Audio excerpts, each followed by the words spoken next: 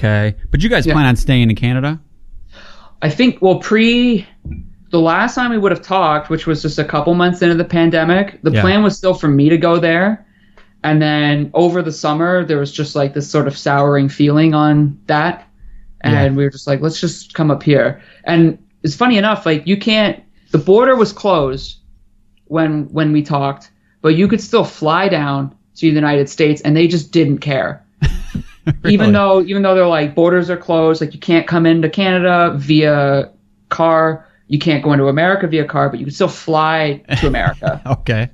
So I just flew there, and then I had my friend who is like ordained with the Universal Life Church or something just to marry us in her parents' backyard, and got married, and then came back here, started doing everything for her permanent residence on this end, and then boom, we got it. Yeah. So yeah. That's legit though. At least you guys pulled it off during all that. Dude, it was terrible. Like it was like I'm so thrilled, but like before last week I hadn't seen her since like January, right? So it was gosh. It was a process, but now she's here, her dog's here with us. It's fine. It's more than fine. It's great. And you got a new place? You're on your own here? Yeah, I moved back to Toronto proper and I like it. I mean, it's a necessary evil to live here. Yeah. You know what I mean? Like I've never been to Toronto, so it's good. Like it's great. It's just I'm happy to live on a street where when I'm on my street, I don't feel like I'm in the city anymore. Yeah. Right. You know what I mean? Yeah. You live in Michigan, right? But like, do you live in a city or a town or a dirt road? Dirt road, man. Dirt road, yeah. Way out there. I mean, it's an hour. It's about an hour and some change to Detroit. That's about my max because that's where all the shows are, and I work around there. My parents live anywhere from 45 to 60 minutes outside the city. Right. Yeah. I mean, it's doable, Yep. I just like having the peace. That's how we were raised, and like, the city's fun. We had a weekend. We went to Grand Rapids and did the city thing, and it was great, But I just love being in the open, and no, I get that. But I get that.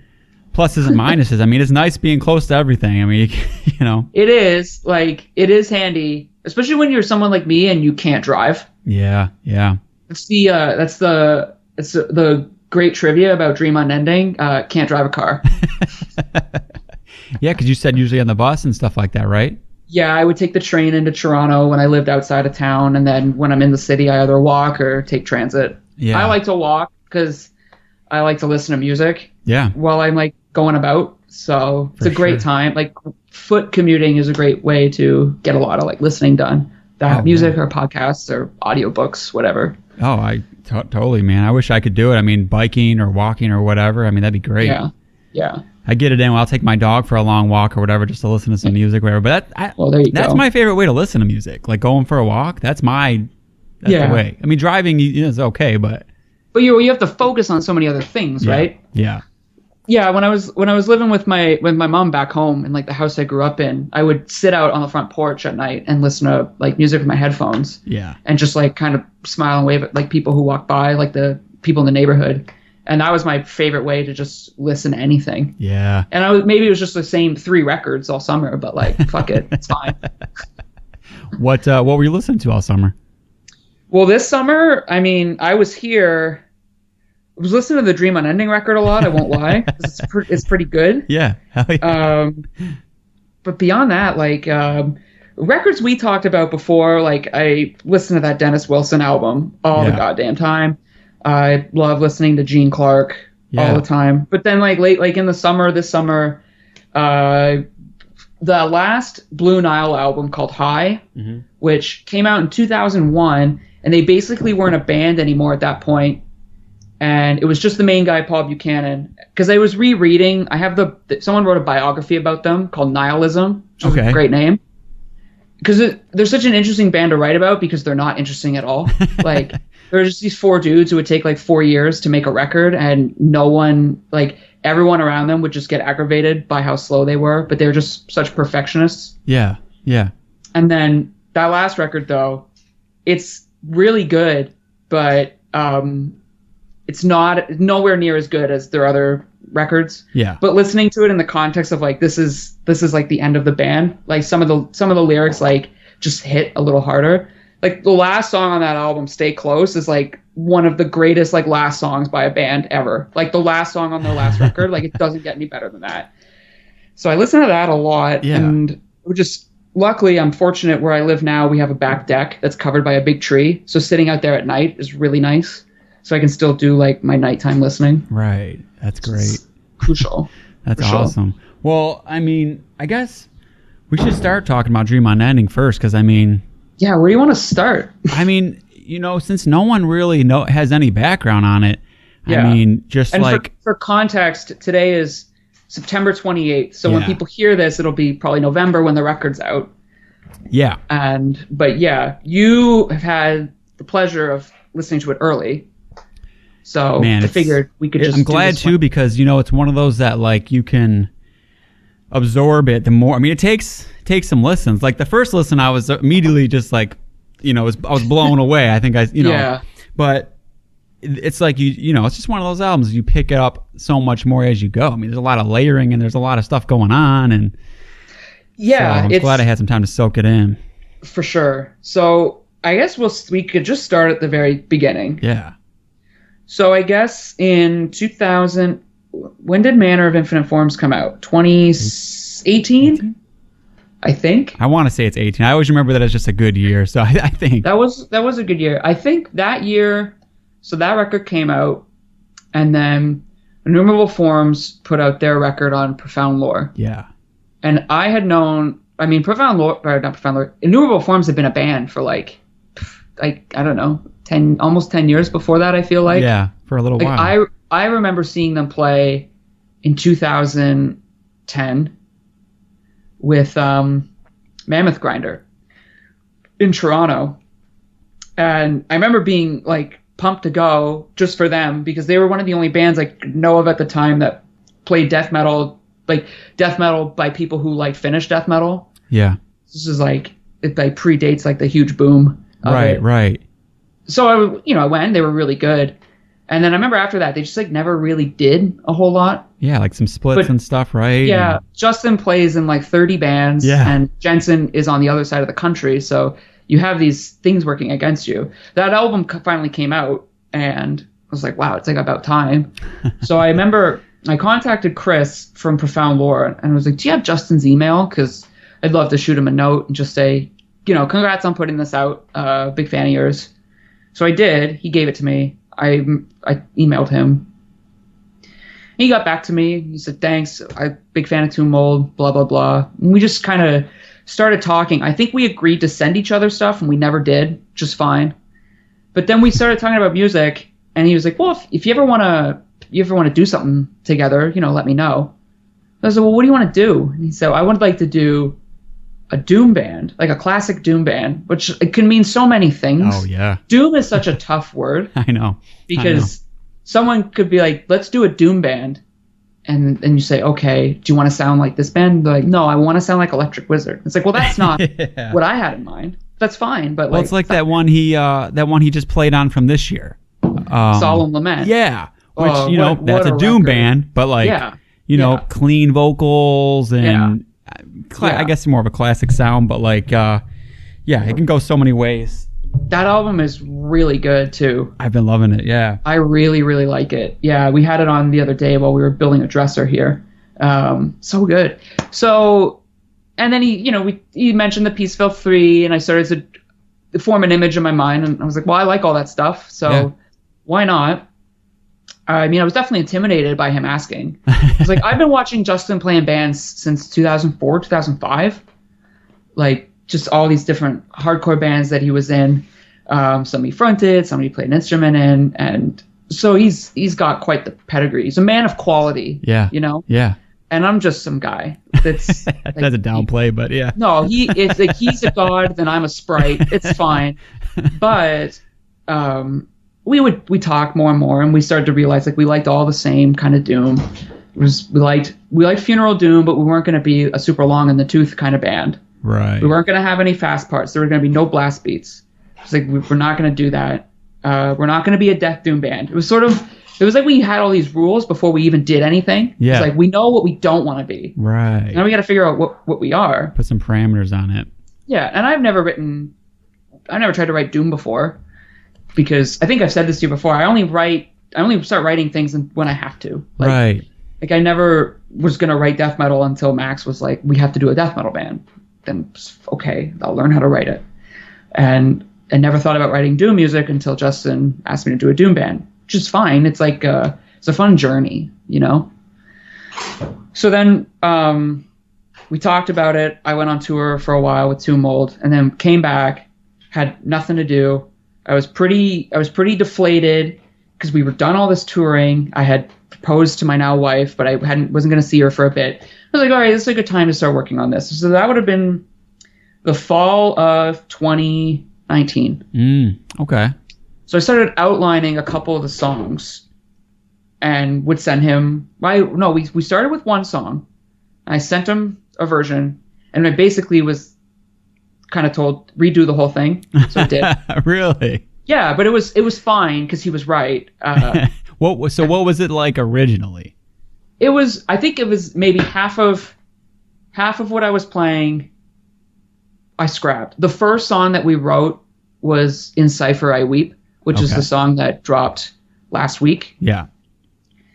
I can't even remember how the original song went, but then I don't even remember when I wrote that intro, but I remember I wrote it at some point and then started to piece it together. I knew that there was going to be a clean part in the middle, and we talked about that. Like, we knew there was going to be clean parts, but I didn't know how much clean was going to play a factor in this until I had started really picking away at stuff. But we outlined that song. It's funny to think about. All the songs in their infancy only maybe had 2 guitars. But by the time the people hear this record, there's like 4 guitars almost at every single point of the album. Yeah. And that didn't come till way later.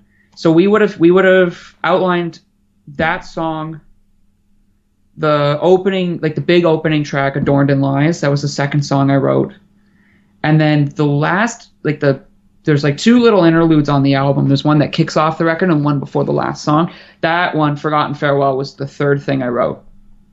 So that was sort of the basis of like, okay, this is all good. We know what we're doing. Yeah. Somewhat. Nothing really clicked until I wrote the title track Dream Unending, which was the third song I wrote. Mm-hmm. And at that point, that would have been, oh man, maybe the winter going into 2020. Okay. So wait, I'm trying to think now. That would have been that would have been pre-pandemic, right? Pre-pandemic, right like before it? A couple months before it hit. Okay, yeah. I'm bummed I never time-stamped anything. Now I send Justin everything via email, but I used to just put it in a Dropbox and say, check the Dropbox. Yeah. But then all that stuff's been deleted since, so I can't time-stamp it. Right. But I remember writing that song, and I remember because I wanted a song where the beginning sounded like Esoteric, which are probably the best doom band to ever exist. That's funny you say that, because that's one of those ones that got me into it more. Really? Yeah, okay. Yeah. Like, I think I've told you before, I've never been the biggest doom guy. Yeah, for sure. I've come around on it a lot more in the past couple of years, but when did that last Esoteric album come out? Like a couple of years only, right? Like 2019. Like, it came out in December of 2019, and I remember thinking, God, this is the best record to come out, and no one's going to put it on a list because it came out in December. Because people make up, like everyone makes up their mind by like probably November, you know, because they got to get that December issue out. So you have to print it so far in advance, whatever, it's fine. Anyways, but that one came out and I was like, it made me just really, I don't know, I dove in, especially the funeral doom stuff, because I just never had time for it in the past. And then that was a big one. But anyway, so they're quite engaging, which is helpful. Yeah. And we don't play a lot of our songs don't sound like Esoteric, but I think Justin's vocal approach has a lot of that flair to it, because if you listen with headphones especially, there's so much like panned vocals like coming in, like one line will come in at the left, and then halfway through that line another one comes in from the right, like kind of stacking these vocals on top of each other, which like just sonically is so amazing. Yeah. So Esoteric do that incredibly. They're such an incredible band. And then there's that big clean part in the middle of Dream Unending. And that originally was like maybe just like, 2 guitar tracks. but I remember that you let this note ring out, and then this like overdriven guitar like slides in with one note, which I thought was so cool because I thought it sounded like Joe Satriani or something. Yeah. And I was like, man, like when it comes in, yeah. Yeah. And I was sending it to Justin. I was like, dude, like I'll tell you now, like if this is too much for you, like I totally understand. But I was in my head, I was like, I love this a lot. Those are some of my favorite parts, man. Oh yeah, and he said, dude, that's great. Like, no, you're on the right track. I think around that point is when we started to really realize like what this band was going to be, or like what the sound was going to be. And then I didn't finish that song till months later. I got to the riff after when everything comes back in, and then I didn't finish it. And then I just ignored it for a while. That's the thing with these songs is that I would work on them for a while and then just completely leave them alone and maybe just think about it, think about other stuff. I wasn't really actively writing anything else at the time, but I was starting to work on learning Outer Heavens songs. Yeah. Before they started their new record, like their first album. I learned that top to bottom pretty much. So I was kind of thinking about that. And it was like Dream Unending has like we weren't even called Dream Unending then. Like it was just this Doom band is on the back burner. And then the pandemic hit. And I thought at this point the pandemic hits, 4 of the 5 songs are written, but not really. Like 4 of the 5 songs are outlined, let's say. And I thought I was moving to America, right? So the idea was, oh, well, I'll move to Philly. You're in Boston. It's not that far. We'll get together. We'll finish it. We'll go record it someday. It'll be great. And then the pandemic happened. But it's important. Like, this isn't a pandemic band. And I feel like I'm not trying to be that guy who's really intense about stating that. But it's not. This wasn't like a throwaway thing. Because that's why I was asking for context. Yeah, yeah, for sure. I appreciate that. But we, at some point, like before the pandemic hit, Tomb Mold was like, we're going to take a break. We had done just so much. Yeah. We just needed a recharge. And we all had other stuff we wanted to do. And we were still on a break. So I kind of texted Justin one day and just said, we have to figure this out. Like, we have to make this happen. And he said, okay, I'll book drums with Arthur Rizek, who recorded his drums and then mixed and mastered the album after the fact. I said, okay, I'll keep writing and I'll finish the songs. Justin was recovering from like a herniated disc in his back. So I don't think he actually played drums until maybe a month or 2 before we recorded the album. Oh, damn. But I mean, he's pro, right? So it's fine. Yeah. I don't even remember how I went about it. You know what happened? I bought that 12-string guitar, and that changed everything. That gave it a whole new sound, probably, right? It did, yeah. Because I bought it not knowing what I was going to do with it. So then I thought, well, I have to use it on the album, right? So I started going back over songs and you know, oh, I'll do this with the 12-string. I'll do this part with the 12-string. Yeah. It's like, well, if I'm doing that with the 12-string, or if I like the 6-string clean guitar part, why don't I just play a 12-string part over top of it? And then I started to realize that like the record needed 4 guitars, you know, like 2 heavy guitars and like maybe 2 clean guitars happening at once. What's funny though is because there's parts of songs where you can't hear everything happening because of just it's hard to mix things like that. So there's a part in Adorned in Lies where one of the clean guitars you can barely hear. It doesn't matter though. It's there enough that it creates this foundation. But then after that, go ahead. Well, just so I'm just thinking here too. So I've played on a 12-string maybe once in a guitar shop, but I'm just thinking about how the fact that you've been learning fretless bass probably maybe it wasn't during this period. No, it was. Okay, so that you're picking up a 12-string guitar, which I can't remember if it's that much different. Is it a little hard? I mean, it's harder to hold down all the strings, but that's about it, right? Everything's the same. It's just It's you still tune it. It's still octave strings, right? Or just the same string doubled. Yeah. But some of the 12-string stuff on the record is in open tuning or like a modified tuning of sorts. Yeah. Okay. So and that was a lot of fun. That guitar is just fun to play. You just sit on the couch and it sounds amazing. You don't even need to plug it in. There's like a fake F-hole cut out, which adds a bit of volume when you're playing unplugged. But after that, yeah, and in all the while I'm buying other pedals and stuff and thinking, how can I use this on the record?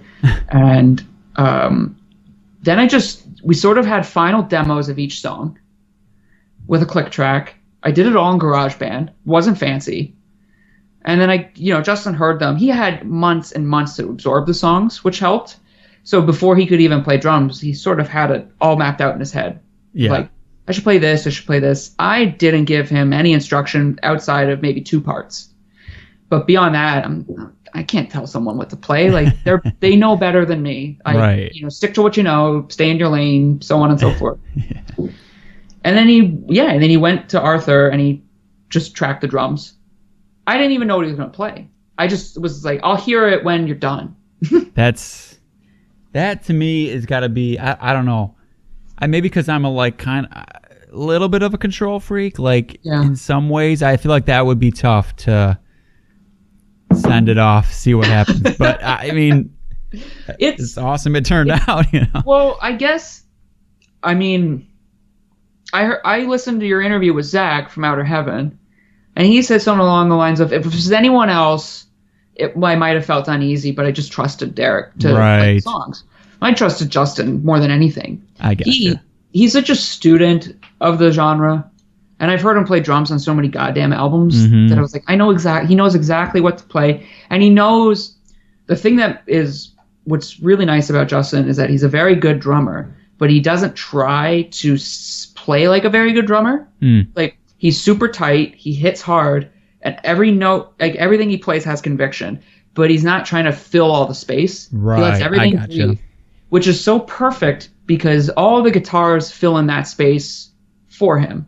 Do you know what I mean? Mm-hmm. If he was works so well for that type of an album. Exactly. There's so much going on with those guitars and the layering and all the little details and the lead. So yeah, I can't imagine that having something where it'd be too overpowering drum wise. You can't have that for that. No, and he knows like every song was paced well, and he knew never to like make it. The album is never like, you're never put off. The album's not jarring in any way. It's kind of like why we didn't want fast parts, right? Because we just wanted the whole thing to just sort of wash over you. Mm-hmm. It was funny. I remember I had my best friend, like my lifelong friend, over the last weekend, and he doesn't listen to metal at all. But we have all this other music crossover. We went to shows together growing up back home and whatnot. I played it for him, and maybe halfway in the first song, he asked, "Does this ever change speed?" And I said, "Not really." And he said, "Good." He was like, "It's just so." He's like, "Everything is. It's not assaulting. Like, I don't feel assaulted by this. It's a heavy album, but you're not really being punched in the face with it, which is, I think, really crucial." I think it's what we wanted. We wanted it to sound dreamlike, for lack of a better way of putting it. Right. So, when you were talking about all those like things you didn't want it to be, when did you start saying though, like, I want it to be dreamlike and dreamy? I think once I started to realize, I knew Justin loved bands like The Cure and whatnot. So talking about that, like, oh, we could have this part that sounds like Disintegration, and he would say, great. Yeah. Like, okay, I'll do that. And I think knowing that we both, had to have a fondness for goth music and post-punk. He also loves all the doom that I love that I feel like no one else cares about. Like bands like Tiamat or The Gathering, like the more like melodramatic, like romantic stuff. Right. Like, I love all of that. Like, I love that more than I love, I don't know, like Winter. Okay. You know what I mean? Like that stuff speaks to me more, I think. I love Winter, but you know what I mean? Like, sure. That melodic kind of gothy side I was always drawn to that. I love the imagery of it. Like, I love how cheesy it is. That's why a band like Anathema, how like straight up, like the song Sleepless sounds like a Joy Division song. It has like that post-punk drum beat and everything. And I always thought that stuff was really cool. That makes sense. Yeah. And so we would talk about that. We would talk about those bands and then just all the other stuff we liked that didn't have anything to do with doom. Right. Sort of like, we like all the same kind of guitar players. We like this like style of like leads and solos and whatnot. So it's just very easy to It was like we just spoke the same language. I don't know how to say it otherwise. It just, every time I show him something, I just feel like I know he's going to like it. That's awesome. Which is helpful because I get really nervous showing people things like when I write it. Mm-hmm. I'm always in my own head. I'm my own worst critic. I am really good at scaring myself out of doing stuff. So this was like a lot of fun. I knew it was going to be a big undertaking since I had to just post up in a studio somewhere and record like an entire band's worth of guitars. But I did it. It was How long did that take? I did it at Boxcar Studios, which is outside of Toronto in a city called Hamilton. That's where Tomb Mold records all their records too. I got there on a Thursday night, dropped off all my gear. We dialed in a little bit of the amps. We started on Friday. We got done Sunday by lunchtime. Wow. So yeah, Friday we banged out what I would have called song 1 and 2, which was In Cipher I Weep and Adorned in Lies. I think that's all we did. And then on Saturday we did Dream Unending, Tide Turns Eternal, and then The Needful, which was that was one of the best days I've ever had, just recording that music and working with Sean, the engineer, who he was so crucial in making this record good because when I showed up, he showed me this pedal called the Strymon Night Sky, which I now own one, but he was like, I bought this last week and I feel like we could use it. And it's just this reverb pedal that has all sorts of just different shimmering effects. Okay. And then we used that with this other weird delay loop envelope pedal called the Mood by Chase Bliss, and which I also have one now. But we used those just to create all the clean sound. And we did stereo, we amped it stereo wise. And by the time we hit Dream Unending, we had all that stuff so dialed in that when we got to that big clean part in the middle, that was just such a pleasure to record. And we felt so good. And then we did the title track, Tide Turns Eternal. And that was just amazing too. And then it was maybe only 6 o'clock. I was like, it's too early to stop. So why don't we take a dinner break, come back and bang out the last song. And then on Sunday we did the 2 little interlude tracks and then it was done. Wow. And then sent it to mix. Yeah. That's crazy. What about all the other stuff though? Because I know there's a lot of little, the organ that's in there. Oh yeah, so that stuff was my dad. So my dad did all the piano. There's piano, just a little bit of piano in Adorned in Lies, just those big bass notes that he hits. Mm-hmm. And then he did the organ in Encipher I Weep, and then I love that organ part. Oh, it's so good. And then he played a Jupiter synth underneath the big clean part in Dream Unending, which just gives it so much depth. But he got that done ahead of time. So I sent him the demos that I sent to Justin. I was like, this is exactly what I want you to do. And then he did it. And then I just took those parts and plugged them in after the fact. And then they got mixed in accordingly. But, and then Justin did vocals at his house, sent it all to Arthur, and then he mixed the puppy. That's so cool to have your dad on that though. That's gotta just be a cool thing. Well, it was definitely cool. It's, the thing of it is I can't play piano or keyboard. I know how to play a little bit, but not in any way that I would ever say I could. Yeah. So sometimes you have these ideas, and if you don't have anyone to pull it off, you just sort of are like, well, fuck it then. I can't do it. But my dad he's a piano player, but he's also a freak for MIDI. Because when he was growing up in the 80s, he was buying MIDI synthesizers, a lot of stuff from Roland, and he just never gave it up. So if I'm I need an organ sound, he's got it. If I need any sort of synthesized sample, he's got it on a patch somewhere, box, whatever. That's kind of nice. Yeah. So I didn't know. He now owns a Jupiter synth, but he was just using a Jupiter synth sample through one of his Roland boxes for the record. But I didn't ask him to pick Jupiter. I think he just was like, this one will be best. So I just trusted him. Yeah. And yeah, it is great. Just having that, it's helpful that he can do all that, but it was also sick because my dad loves music. He never was in any bands or anything like that. So it's well, do you want to be on this album? Just a little spot? And he was like, yeah, absolutely. Yeah. And then it's great because then when I'm done writing the next record, I just send him everything. And I'm like, this is exactly what I need from you. You have lots of months to do it. And he's just like, okay, cool. It's like so really cool. Handy to have. And then I get to credit him on the album. Like, right. I think it's awesome. It is awesome. Yeah, I'm pumped. He's such a big help with all that stuff. And I'm like just so grateful for it. What about like, you got like the spoken word part, in Dream Unending. So that's a pretty powerful moment. Like, who's doing that, and like, what is that about? So that was funny. I had written that part, and that's where the band name came from.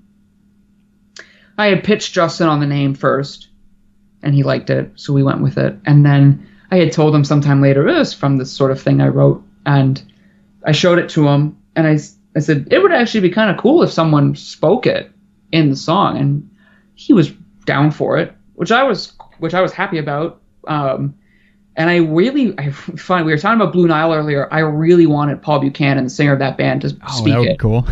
So, but I was like, how the fuck do I get in touch with this guy, right? Yeah. Like this like very accomplished guy living in Glasgow. And I didn't get in touch with him. That's basically what happened. I got in touch with his publicist. I said, hey, I don't know if you still work for him, but I'm trying to get in touch with him. I have this idea for a thing. And he was like, I'll send it to Paul's manager, and you should hear back from him or them. I never did. So I just, wow, fuck it. I didn't even want to warrant the follow-up. I think I was just so like unnecessarily burned by the fact that I got left on red, essentially, that I was like, wow, fuck him and fuck that. And then I talked to Justin about it. I talked to Dave from 20 Bucks Spin a lot about it, because I was like, I have no goddamn idea who I'm going to get to do this. Yeah. And I was thinking about it, and my favorite book of all time is East of Eden by John Steinbeck. It's a great book. I've read it more than once. But when I read it the first time, I was so enthralled by it that when I couldn't read it, I would listen to the audiobook. Wow. So let's say I was, walking somewhere. Well, I can't read while I walk. So I'll listen to wherever I left off. Mm-hmm. The thing of it is, though, is I got so wrapped up in the narrator's voice, Richard Poe, that I just kind of blasted through most of the book on audio instead. I was like, I just love having this guy read it to me. Yeah. His voice is like, it's so strong and powerful, and like it's timeless. He sounds like this weird mix of like Ray Wise, who played like Leland from Twin Peaks, and Vincent Price. Like he's got range and he's got feeling. That's really cool. So sometimes those audiobooks, it's like it kind of takes away from it. Yeah, but... like some of them are so bad. Yeah. I was corresponding with a writer, and I wanted to say to him, next time you write a book, you should just get this guy to narrate it. And it's not a knock against the people. Well, yeah, like I've listened to a couple. It's this author, Jeff Pearlman, and he writes just books about different sports teams or sports players. And I've read maybe 4 or 5 of them, and a couple I listened to on audiobook. And it's like, yeah, this would have been better if you just had someone else reading it, you know? Yeah. But you also shouldn't tell other people how to do their job. It's also not his call. But anyways, so this guy, Richard Poe, has done just like a lot of audiobooks. He was also on Star Trek The Next Generation for like 2 or 3 episodes. Okay. I think he shows up again on Star Trek Voyager for an episode. He plays a Cardassian named Gul Levesque. So I was like, well, this dude's cool, and I love his voice. He's got a website. I'll just email through the contact page. And I sent him a note. I said, hey, I'm a big fan of your voice. Which is like a weird thing to say. Yeah. And I just was like, East of Eden is my favorite book. You did such a great job narrating it. Like your voice is just burned in my brain for eternity at this point. I'm writing this record, and I have this part where I would like a spoken word section. Do you think you'd be interested? And he was like, it's a really strange request. So yes, I am interested. I was like, all right, great. I sent him the scribbles, and at this point, I think we had tracked by this point. Like I had gone to the studio, so I had just like the rough mix outs from what I recorded, which was just, I thought, a little better than sending him GarageBand demos. Right. I wanted to at least seem like I was somewhat professional. Yeah, sure. I'm not at all, but he was like, yeah, this is cool. I'll do it. It'll be great. And then he did it. I have like a WAV file somewhere where it's him reading it like 3 or 4 different times, and then just saying the last line like 3 or 4 different times. And I remember hearing it and being like, holy shit. Because it's one thing to write something. Mm-hmm. It's another thing to hear someone with actual like gravity in their voice to say it, where it's like, oh, this actually makes it sound good, you know? Right. Oh man, it works so good. And I mean, yeah, his voice, and then like you said before, the way that it just slides into that lead. I mean, just like that whole climax of that song, man. Just like you said, it just brings the whole album together. Yeah, it's a really so cool. Yeah, it's a really good moment. And then when I heard it like mixed, and I remember telling Arthur, I was trying to explain to him what I wanted, and I think I tried to tell him to go crazy with it, and he didn't, which was good. I think I was just so self-conscious of it because you know, it's one thing if you write lyrics and then you get someone to like sing them gutturally. It's another thing to just put something so like it gets so naked, like on display. You know what I mean? But I also said to him, and I remember in an email to Arthur, I said, do you remember that scene in like the original Superman movie where Superman like sees Marlon Brando's like disembodied head, Jor-El, and he's like talking? It's like, it should sound like that. And then it does. And it's like fucking awesome. That's a funny way to like explain it. I remember Justin like sending me a text being like, that's the most perfect way to like to explain that. And I was like, yeah, I think so too. And then he pulled it off, and I remember I sent it to Richard Actor, and he was like, yeah, sounds great. Like, you know, honored to, or like glad to be an honorary metal man or something like that. Yeah. I was like, yeah, thanks. And then, but yeah, it was like that was a real fun thing. I felt like it was purely for me, but other people seemed to like it, which is cool. But I was like, yeah, it was like, that was for me more than anything. Yeah. Well, that's cool. But I mean, like, so, because that part hits on like the name of the album and this, like, what do you want to say, like what that goes into, like the name of the band? I'm not the name of the album, the name of the band, like, and all of that. Or no? I think a lot of the stuff to do with Dream Unending, it sort of deals with, in like abstract ways, like sort of, like just experience in general, like our existence, while it may be linear, it has maybe been longer than we thought. And the fact, because we just keep moving forward through time, and we have to continue growing, and you have to come to terms with stuff. I think a lot of the record is about like just coming to terms with maybe your fears or just anything at all. And it deals with the spiritual. Justin and I are both pretty spiritual dudes. We're not subscribed to any fixed religion or anything like that, but we talk about like the value of our soul and things we believe in, and who we might talk to when we are just sitting there thinking, or when we're meditating, whatever it might be. And I think like the poem, that part is sort of about like almost like meeting yourself from a previous life. Because I think our souls, I think there's something inside of us, and in all of us, there's like completely unique to us, but it might outdate us, if that makes sense. Maybe it's a thing that continues to exist after our physical selves leave this plane. So like, yeah, I believe in the soul. Like, I'm a really big fan of that. We have a quote in the insert of the record by Khalil Gibran about the soul. It plays a big part, and so that whole section is almost about like meeting yourself, but it's not you, but it is.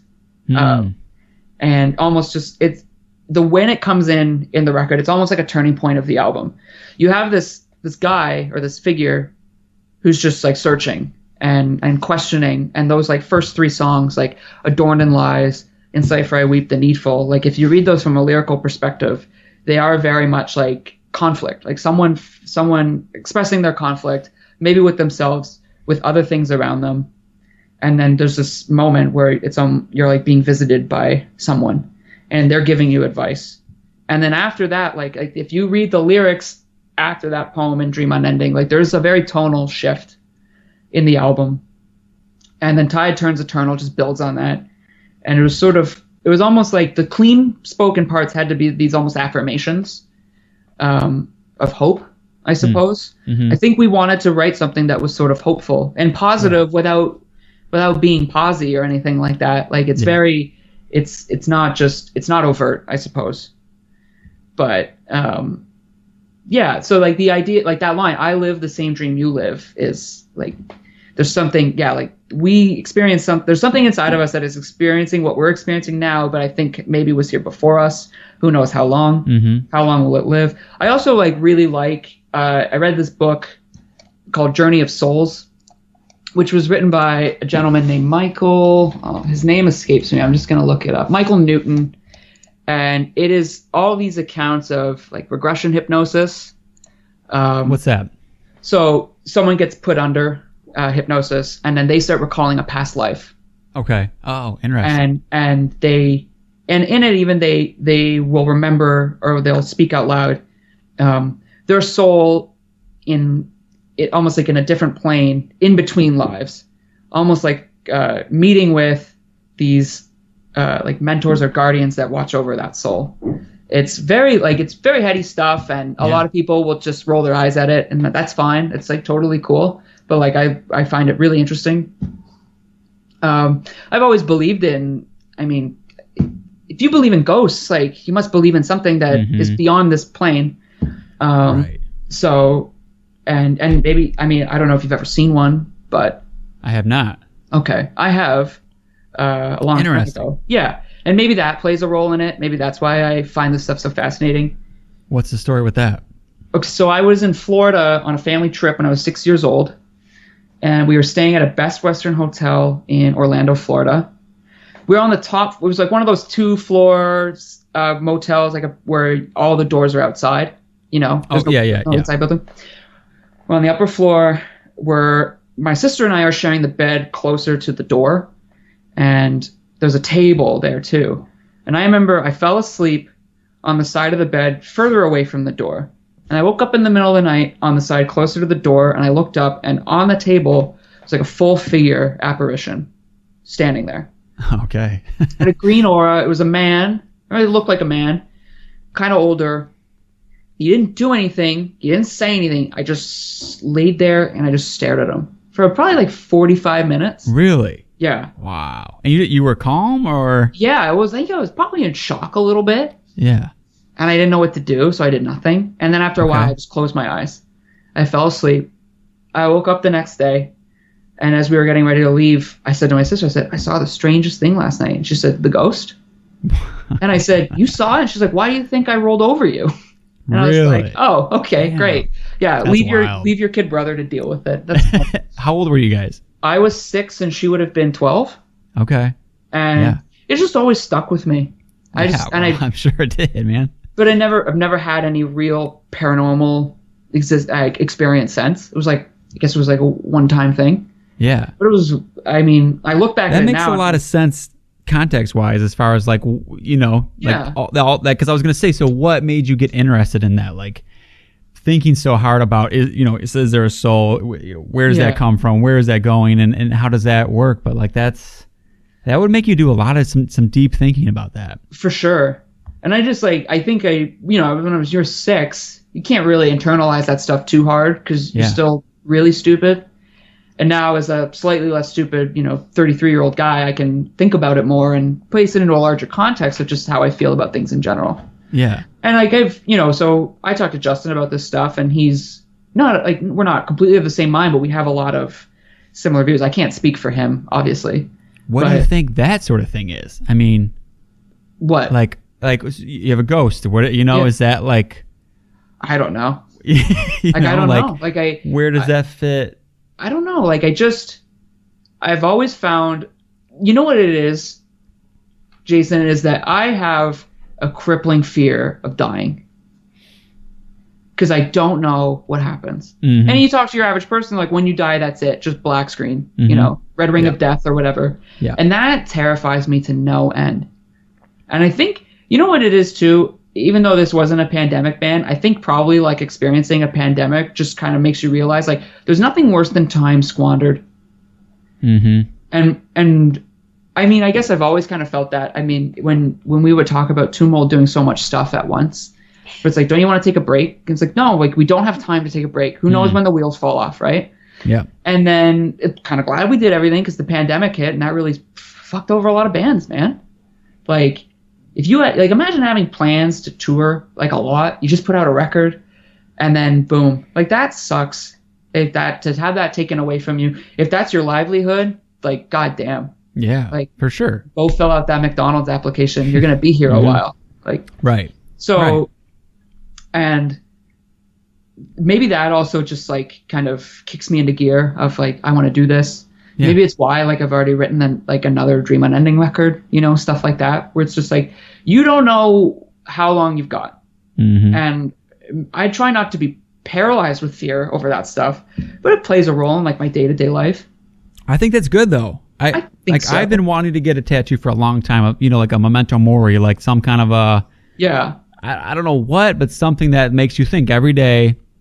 This isn't forever, man. Like, what do you want to do today? How do you want to live? Because otherwise, man, it's like, sometimes it's easier to think about that stuff maybe when there's a pandemic or something that fucks things up for a minute. You have to reconsider. Otherwise, you kind of start that coast, and you're just it's so easy to fall into that like rhythm of whatever the bullshit, you know? Yeah, it's terrifying, and I think I like, you know, I read, I can't just be like, well, I need to find something to believe in. Like I can't just show up to a church and be like, okay, like this is my jam now. Like I'm gonna ride with Jizo till the end. Right. And I wish I could. I talk to people who are of an organized faith about this stuff all the time because I need someone to bounce this stuff off of. Yeah, right. For sure.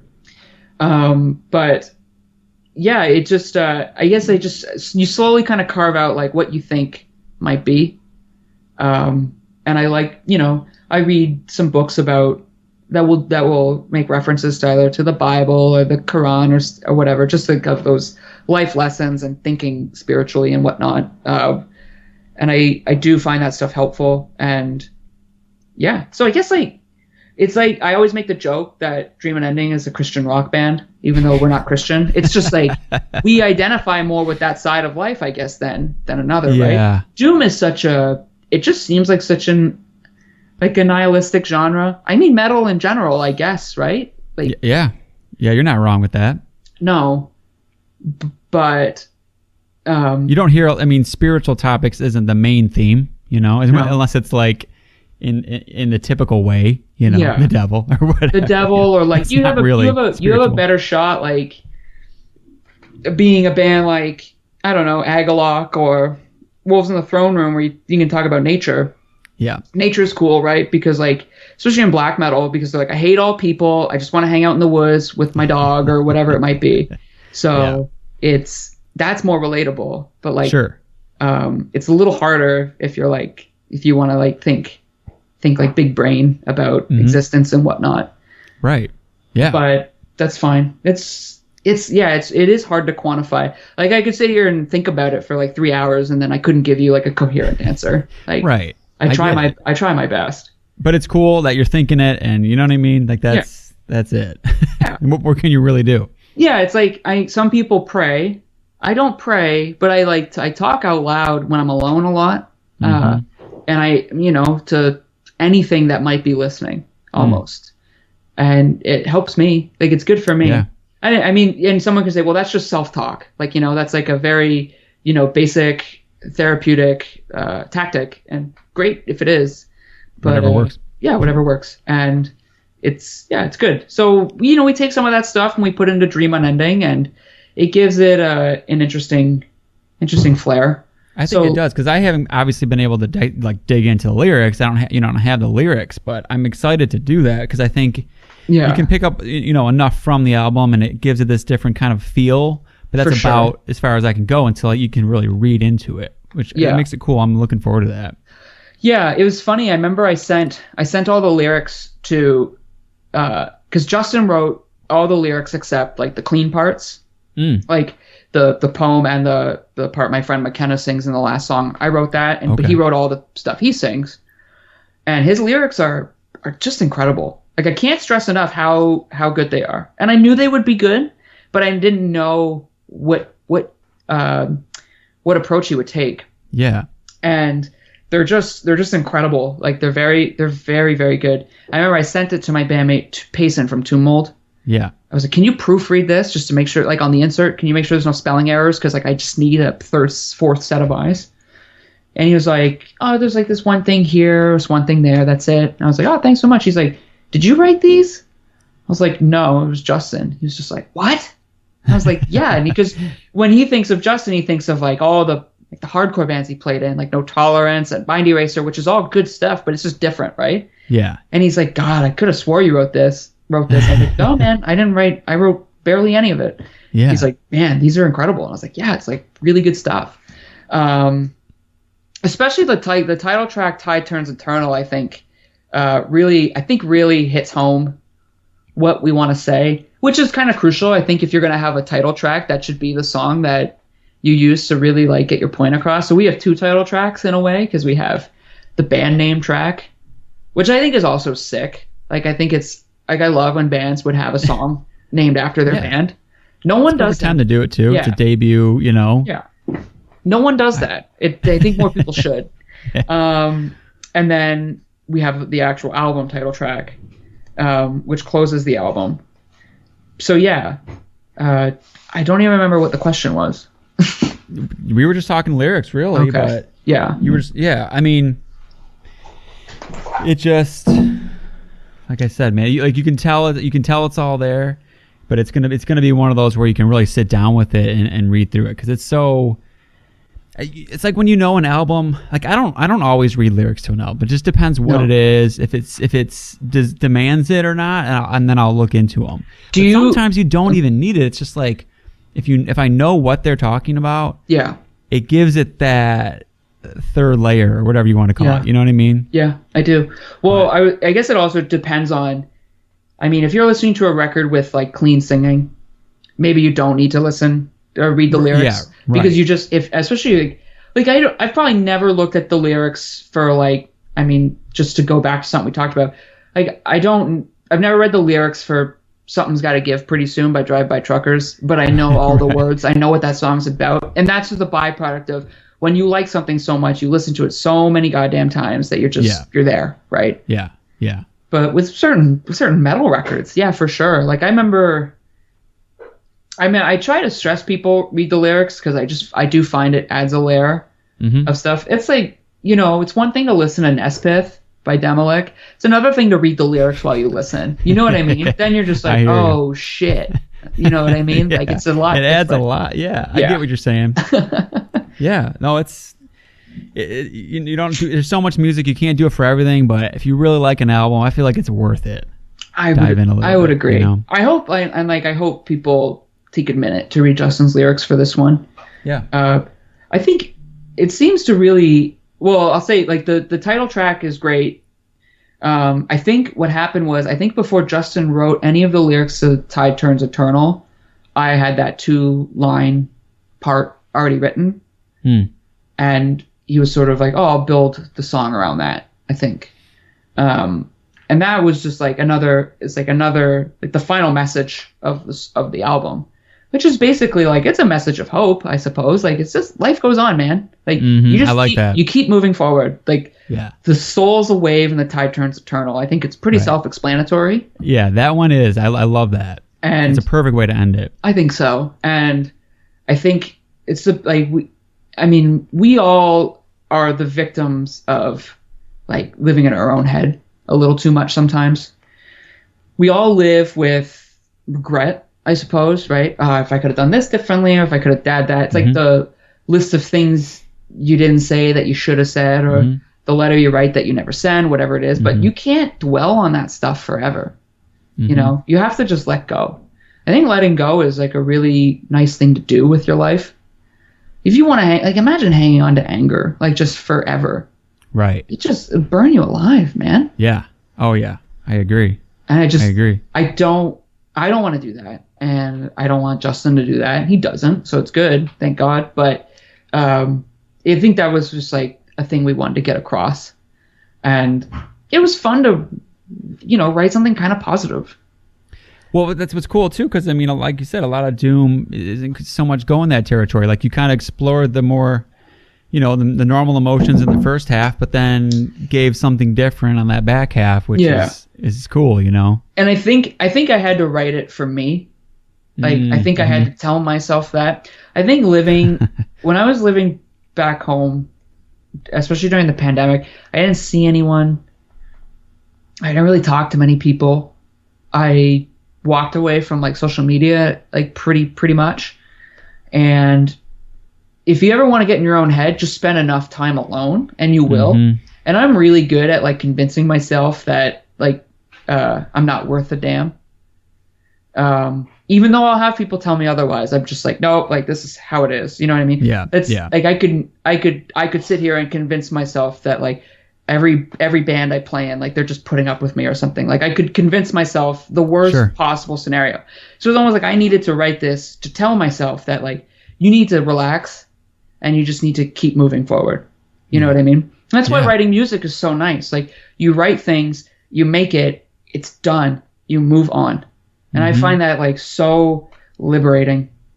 And it's funny because there's nothing I love more than when bands go on tour and play like an anniversary of a record, Even though if you were like, hey, like this record you made came out 5 years ago, do you want to commemorate it? I'd be like, no, like I don't care. Like I just want to keep moving forward. But I love when other bands do it. Like I love that. I was just going to say. Yeah, like a few years back, Payson and I went to see U2 because they were playing the album The Joshua Tree in its entirety. And we're the only people we really know that care about U2. Because for most people, especially anyone, because you're what, my age, right? You're like 32, 33. Yeah. Anyone who can't remember them before like the year 2000, sure, it's not cool. Like, you know what I mean? Even though like you throw on October and you just don't tell someone it's U2, they'll be like, this is an amazing post-punk album. And you're like, yeah, it's U2. Right. Like, so you can't deny the Joshua Tree. No, you can't. Put that album. I remember buying that when I was some young age and just what's U2 all about? I mean, that was a powerful thing when you haven't heard it before. Yeah. Like, I mean, still. And I mean, it's funny. I bought this delay pedal recently, and it's a digital delay pedal. And I sent my bandmate Payson, who I went to the show with. I was like, if I turn this pedal on, I sound like The Edge. I was like, I wouldn't trade it for anything. But we went to that show and we watched them play this album that was, I guess it would have been the 25th or 30th anniversary. Okay. I think that album was 87? That album came out? I believe it was. That would make the most sense. Sorry. I got 87. Yeah, so we went in 2017. Nice. So that makes sense. Yeah. And it was an incredible set. Like watching them play it was amazing, and like the memory of going with Payson was like almost better. It was like, I'm so glad we did this thing. Like I think about it a lot. Yeah, that's awesome. But in my head, I'm like, I don't want to like commemorate anything I do. I just want to keep moving forward. You know what I mean? Right. So it's like a couple people who have talked to since about Dream Unending have been like, are you guys going to play shows or anything? I was like, we'll make another album first, and then we'll worry about playing shows. Because like we're still pretty deep in this pandemic. I know shows are happening again and whatnot, but logistically speaking, it's very hard to travel from Canada to the U.S. I had probably spent upwards of $400 on COVID tests just to go to and fro last week. Yeah. So like this is still like happening.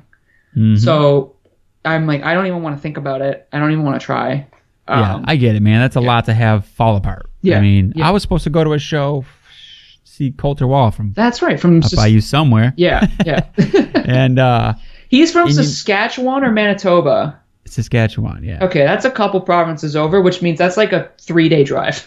Yeah, it seems like it's in the middle of nowhere, but I was just so looking forward to it, and just with all the changing things. I mean, when you're in the States, I mean, every state has a different rule, different order. Like, I mean, it changes literally day to day, hour to hour. How do you really plan for that? So, a couple days before we left, we started our drive back last Thursday. So the Wednesday before that, we went to a show in Delaware, in Arden, Delaware. I don't know anything about Arden, but I know there's a hall there that we went to, or like Arden Guild Hall or something. And we saw Yo La Tengo. Do you know Yo La Tengo? Just a couple songs. Okay. Like a very. They got that one like fall. Fall, something about fall in it. I don't know. Okay. They like a very accomplished indie rock band, been together since the 80s. One of my favorite bands. And my wife noticed, like they're playing a show in Delaware on this tour, and you can only get tickets if you go to the record store. Should I get two? I was like, yes, that'd be great. So it was like this, never going to be able to see Yo La Tengo in a venue that small. They played for like 2.5 hours. It was sick, right? Okay. But before the gig started, like it was an event where you're like, show your vaccine proof and have a mask. It's all good. I was worried because it was like, I'm from Canada. I was like, please accept my proof of a vaccine from Canada, which I have. So it's fine. But one of the gentlemen putting on the show just said a few words before they took the stage, just saying, hey, we're all pumped to be here. Keep your mask on. And he said that a few weeks ago, he went and saw Nico Case play somewhere. And it was a very good show, and everyone was respectful of the rules. But I think a couple shows later, she played a venue where not as many people gave a shit. She ended up catching COVID and had to cancel the rest of the tour. So it's like that is what you're dealing with, right? And if you're going on tour, I had some other friends go on a tour just recently with Bob Mould from Husker Du. Oh, okay. And they were playing in a band opening for him, and there was all these things in place, right? All these guidelines, these protocols. So they never really got to hang. Like, if you're in a band on tour with another band, like if that band is like stay away from us for most of the tour, you have to stay away from them, right? Maybe you can't take a merch person, you can't talk to the crowd. Like, what fun is going on tour to play shows if you can't hang out after? You know what I mean? Like the best part of playing gigs usually is interacting with the audience, like after the fact or beforehand. Like, there's nothing more fun. Unless you're just like so over that and you just sit in a trailer and you don't come out, so you have to take the stage, singer of Cannibal Corpse. You know what I mean? Like, it's just it's different for everybody. Sure. Yeah, I get that. But man, because I went to my first show a few weeks back now. In Detroit, right? Yeah, and it was Gatecreeper, and it was a Knock Loose tour. Right. And part of it, I mean, I've seen Gatecreeper many times, always fun, but my brother-in-law, like, he's never been to a heavy show. Okay. And so he loves Knock Loose. Like, that's really? He'll put that on, he'll go to the gym, sick. and he, like, loves that. So I was like, man, I would love to take you experience this, for someone who's never, I mean, it was fun, too, because seeing that through someone else's eyes, like, it's like, you take it for granted, like, oh, there's people jumping around, there's this intense music that you just, it's... But someone who's new to it, it's very intense. Yeah. So that was very cool. But the main point I was going to say was I did feel a little weird, though. I mean, this was not a strict one. They didn't require you to have like a vaccine. Oh, really? Or anything like that. I mean, it's a small venue, so there wasn't a lot of people, but it was very tightly packed. Yeah. And like, man, I mean, Yeah, no. I mean, I'm vaccinated, but I'm still in there like, man. this is tightly packed. I've had my 2 shots, tough. And I was so stressed out for my 1 week in America, mostly because it was imperative that I test negative to return to Canada. And it was imperative that Liz, my wife, tested negative as well, right? Yeah. And she would say I was shell shocked by how many like unmasked people I saw, which is true. I was definitely freaked out because up here, like we've never had our mask mandates have been here since I can't remember. You know what I mean? Like, we've never really budged on much of anything here. So it's less like Wild West different. Feeling. And our vax rates are really good in Canada, especially in Ontario, but we're still pretty strict about it. And now we have those more strict mandates about if you want to come to this place or eat inside, you have to show proof of a vaccine. And we don't have to get into that stuff because, like, sure, nothing. I don't think people have ever felt more like galvanized and politicizing something than this pandemic. I ran into an old coworker. He's a bit older than me. And I asked him, I was like, if this had happened in the 1980s, do you think we would have had this much division? And he was like, no. Like, he's like, no way. Everyone would have come together, worn a goddamn mask. George Harrison would have held a concert, and it would have been fine. Right. You know what I mean? Right. But like, yeah, I feel you. We just don't live in that age anymore. Now you have so much stuff at like your fingertips. It's almost scary. I think that's like what really like. I think I just like, and I think like I'm really glad I just didn't look at a lot of social media during the pandemic. Yeah. Oh my God, man. Because it's fucking horrible, man. Dude, like it like makes my heart hurt sometimes. Yeah. I stay off like the main, like Facebook's the minefield for me, so I just usually avoid it. Facebook's scary. Luckily, my algorithms on there are mostly groups, so it's like a couple groups that I'm in, and like I mostly don't see all that other stuff, and I just don't spend a lot of time on there because man, I mean, in real life, it's not quite so bad. Like most of the people sometimes, but most of the people I'm talking to, there's some level-headedness. Maybe you disagree, but you can come together on parts of things. Yeah, for sure. Like there's like things where I'm like I am like, this is fucking stupid, but I still do it anyways because I'm like, I don't need to, like, it's like I don't want to be lumped. Like, I mean, it's funny, I hate like so much of the like side of the spectrum that I identify with. I find it just so performative and full of shit, and it makes me wince. But it's way better than like being on like the Joe Rogan side of things where I'm taking horse dewormer and I'm telling people that like I'm good. You know what I mean? Like you can't win at all in this. It's almost better to just like mind your own business and just reject everything. I get it. Anyways, so you go ahead. Well, I wanted to ask, because before we get off too much of the Dream Unending stuff. Yeah. You brought it up a while back about how like there were like I think you wrote some of it like while you were watching like a lot of those certain movies. Oh yeah, for sure. And like I watched most of them. Yeah. There was a while back, so I had some time because I seriously you have like the unfair advantage of like I have your phone number, so I just get to punish you with text messages. I talk to you more than I talk to like a lot of people. And I just like, it's fun. I like picking your brain about music and like what you've been up to. But then I'm like, yeah, you have to watch this. You have to watch this. I love the movie recommendations because I don't really have anyone giving me like good. And I'm out, man. Once I had a kid, I used to pay attention to everything. I'd find a director. I'd watch them all. Yeah. Who has time now? Dude, I mean, he's up at 6 a.m. I can't stay up. And, it's usually me and my wife will watch something together. So we, compromise. So like the movies you sent me, it was like, I stretched it out and I got through almost all of them, but I was still curious, like, so how, like, I don't, how did that like play into that album? I think, and like, I guess review the movies that you were watching at the time. Yeah. Like, I think what's so helpful, like watching movies is great because I think I wanted this album to be somewhat cinematic in the sense that it was self-contained, but it had a narrative of sorts. It flowed well. Everything made sense. You know what I mean? Like a well-constructed movie. Making a movie seems really hard. So some people making an album might seem hard. To me, it's way more like I understand it. Yeah. So it's like I can piece it together. Like I can already think of like after a while, like it's like I knew how everything on Tide Turns was gonna go almost, right? Mm-hmm. Had the formatting worked out and all this stuff. Which was going to be a question because it's you stole the word. I mean, it's so cinematic. Yeah, for sure. The feel of it and the sequencing. I mean, you must have put a lot of thought into that. Well, I didn't realize it was going to be that. Like, I mean, it was good, and then Arthur mixed it, and then it became like really good. Like, yeah, okay. He brought out and I mean, it's like the equivalent of having an editor or something. You know what I mean? Yeah. Or like a sound mixer.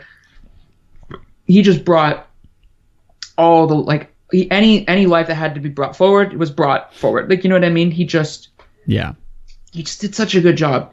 But watching movies like we talked about Kagemusha, right? Mm-hmm. Yes, that movie is it's great. Like, it's so good. And that one is interesting because it's about a movie. I don't want to give anything away, but it's essentially about an imposter, right? Yeah. Like someone who isn't who they are, which like I guess I resonate with in this own weird way because sometimes I feel like I have imposter syndrome. Like I don't like. There are people who think I make records that are good, or I write songs that are good, and I just don't ever want it. I don't ever want it to go to my head. You know what I mean? Yeah. Who am I? I am just some swinging dick on this planet. Like, it's not a big deal. But that movie has this amazing dream sequence like right in the middle. And like I remember I sent that scene or like screenshots from that to Matthew Jaffe, who did the artwork for the record.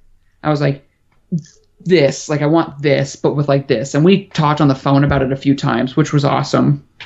But yeah, and he just like these super colorful, like the album art is fucking incredible. Yeah. Like it's just it makes it, when you look at that, it's like when you're listening to it, man, it's just like it really ties it together. Yeah. And I knew, we'll get back to the movies in a second. I knew Matthew was going to do the artwork before I even wrote a song. Like I had gone into touch with him through Jesse Jacoby, who did the album cover for Planetary Clairvoyance by Tomb Mold. He also did the logo for Dream Unending, which was awesome because I was like, will you do a logo for me? And he's like, I've never done a logo before. And I'm like, yeah, I know. That's why. Logo. I know. It's so good. I was like, that's why I want you to do it, because you don't do logos. And I was like, and I don't want like drippy letters. Like I want something super elegant.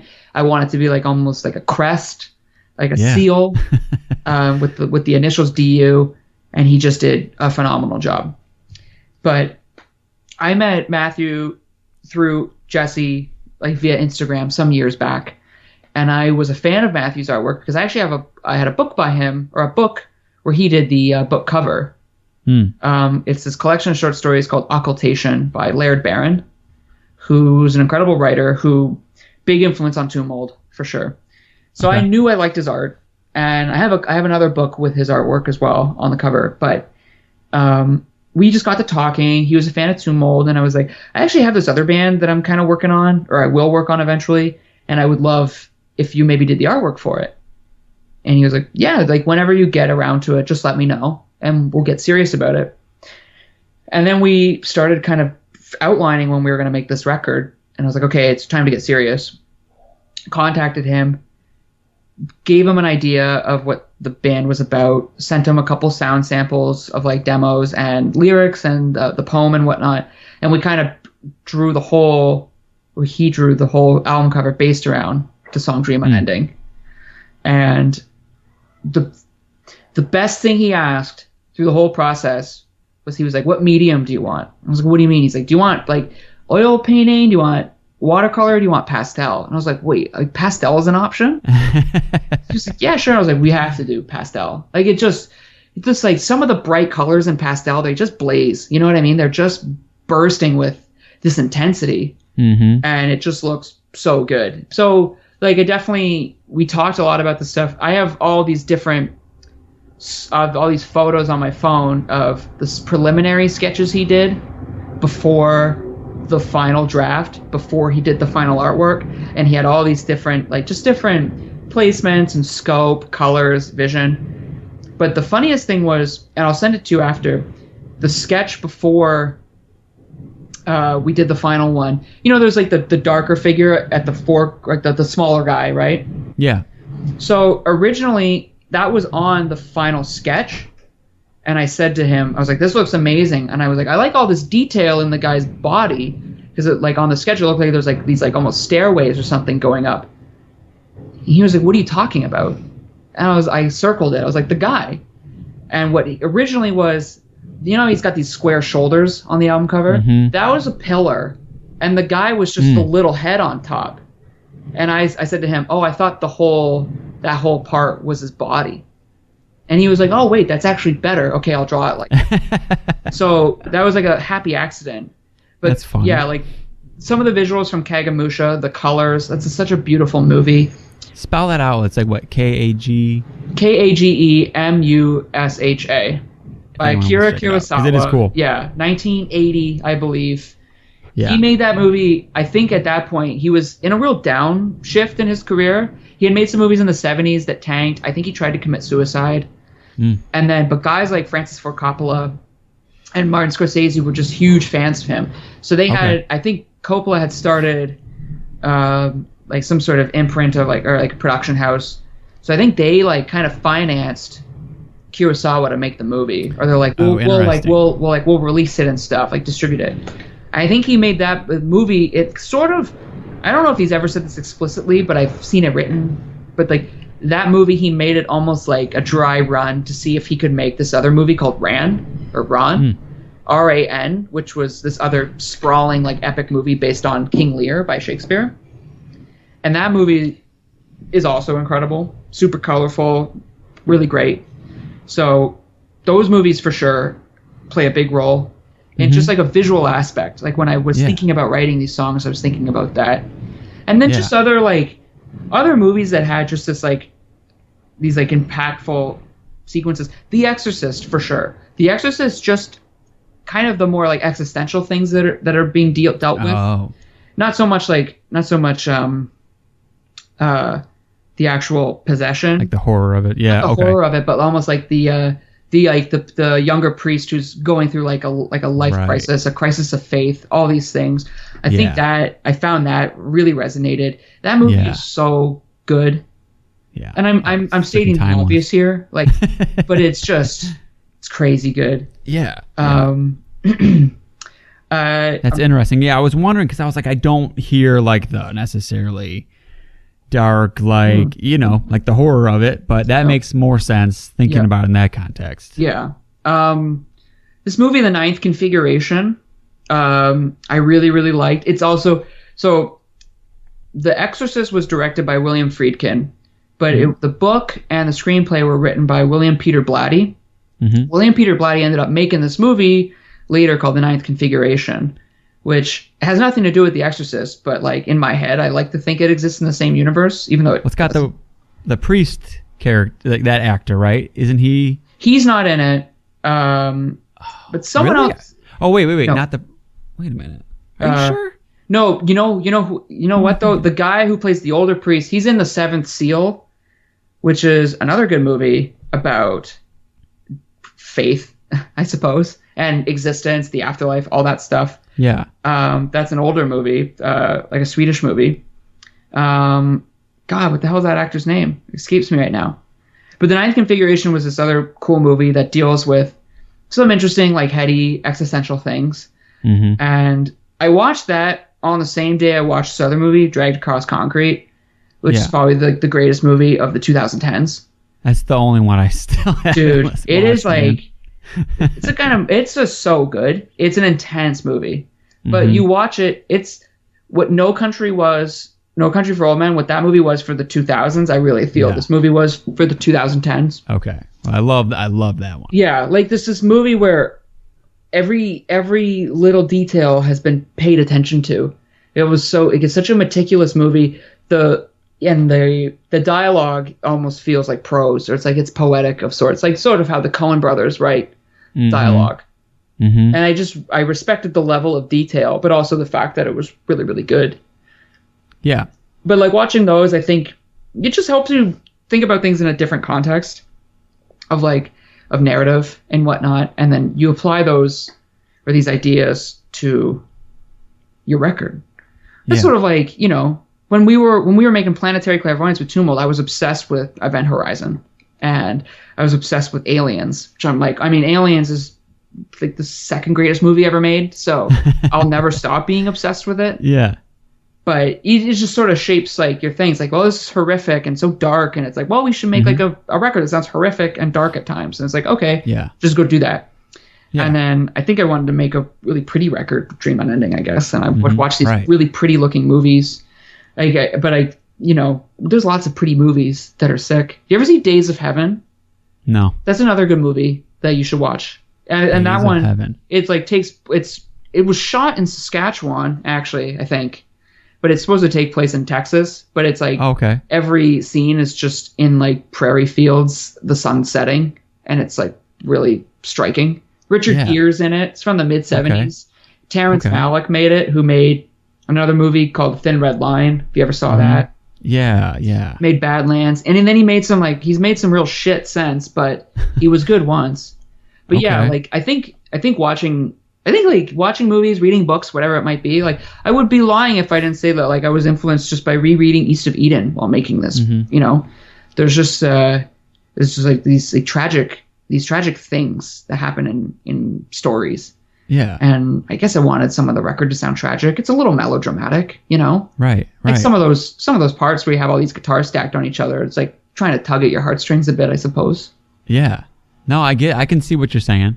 but it's cool, I think. But I also think it's... Go ahead. No, you first. You're good. You first. I was just going to say it's cool that you were saying, like, even at the beginning, like, you're still listening to it. Because, like, some people might be like, oh, wow, he really loves his own album. But at the same time... Oh, whatever, man. That's kind of like the sign that, you, like, to me, you wrote something that you want to hear. You didn't just bang out an album that you think someone's going to want to like or whatever. Like, you made something that you like enough, you're listening to it. Like, that's, you know, that's the great sign to me. I mean, I don't know. Like, if I drew a work of art, I'd probably stare at it for a while. Right. You know what I mean? I'm like, oh, shit, that's pretty good. You know? Yeah. And I think the thing that comes from listening to your record after it's done is that one of two things. Well, one, it's good to listen to it ad nauseum at first and then take a break from it, then come back to it just to be like, do I still like it? Yeah. I feel like Rush would do that with their records. Like, record it all, go on vacation, come back, and then like listen to it and be like, did we do good? Yes. Okay, great. But it's a good way to know, what do you want to do next? Mm-hmm. And sometimes, in order to look forward, you have to look at the past, right? I don't have any regrets with this album, but it's almost like, okay, well, what do I want to do on the next one that I didn't do on this? What do I want more of? Like, what resonated best with me? Yeah. So it's like, well, I like this, I should do more of that. And then sort of, what couldn't you do on the album that you wish you could have done? You're not regretting, but it's like you could do on the next one. You know what I mean? Yeah. Well, especially with a new band, you're figuring it out, and you know. Yeah. It makes a lot of sense. And I think also, when you're asked to, like, if I get an email where it's like, hey, can you write a little thing about this song because it's going to premiere? And then it's like, well, I have to go back and listen to it so I can actually like place myself in it. And then you're just forced to think about it, and you have to write about it too. Yeah. And then also, you share it with some friends or some close ones, and you see what they say, and then you talk about it from there, and which is always like a really interesting part. Like, I was definitely interested to see what people in my life would think about this album. Because I don't know, I was definitely like nervous about it. I don't know why. Yeah, like, I just, maybe it would come out and everyone thought it was stupid. It doesn't look like that's what people are saying. I don't think so. It seems like, I mean, I guess at this point, most people only heard the one song, right? True. Yeah, right. And even that alone, I think it, even before that, like, not many people knew we had a band. Like, so even that for a lot of people was a surprise. Right. And I guess for Justin and I, we don't ever think about the idea that a guy from Tumult and then a guy from New World Form started a band, and that is going to carry any sort of weight at all. But for some people it does, which is cool, which is just a weird feeling. Like, the idea that like someone would be like, oh, that guy, well, I'm sure he'll write something good. It's like, and don't give me that much credit. I haven't earned it, but yeah, it is cool. But then you've had the pleasure of hearing it since when? April? Yeah, something like that. How many times do you think you listened to it?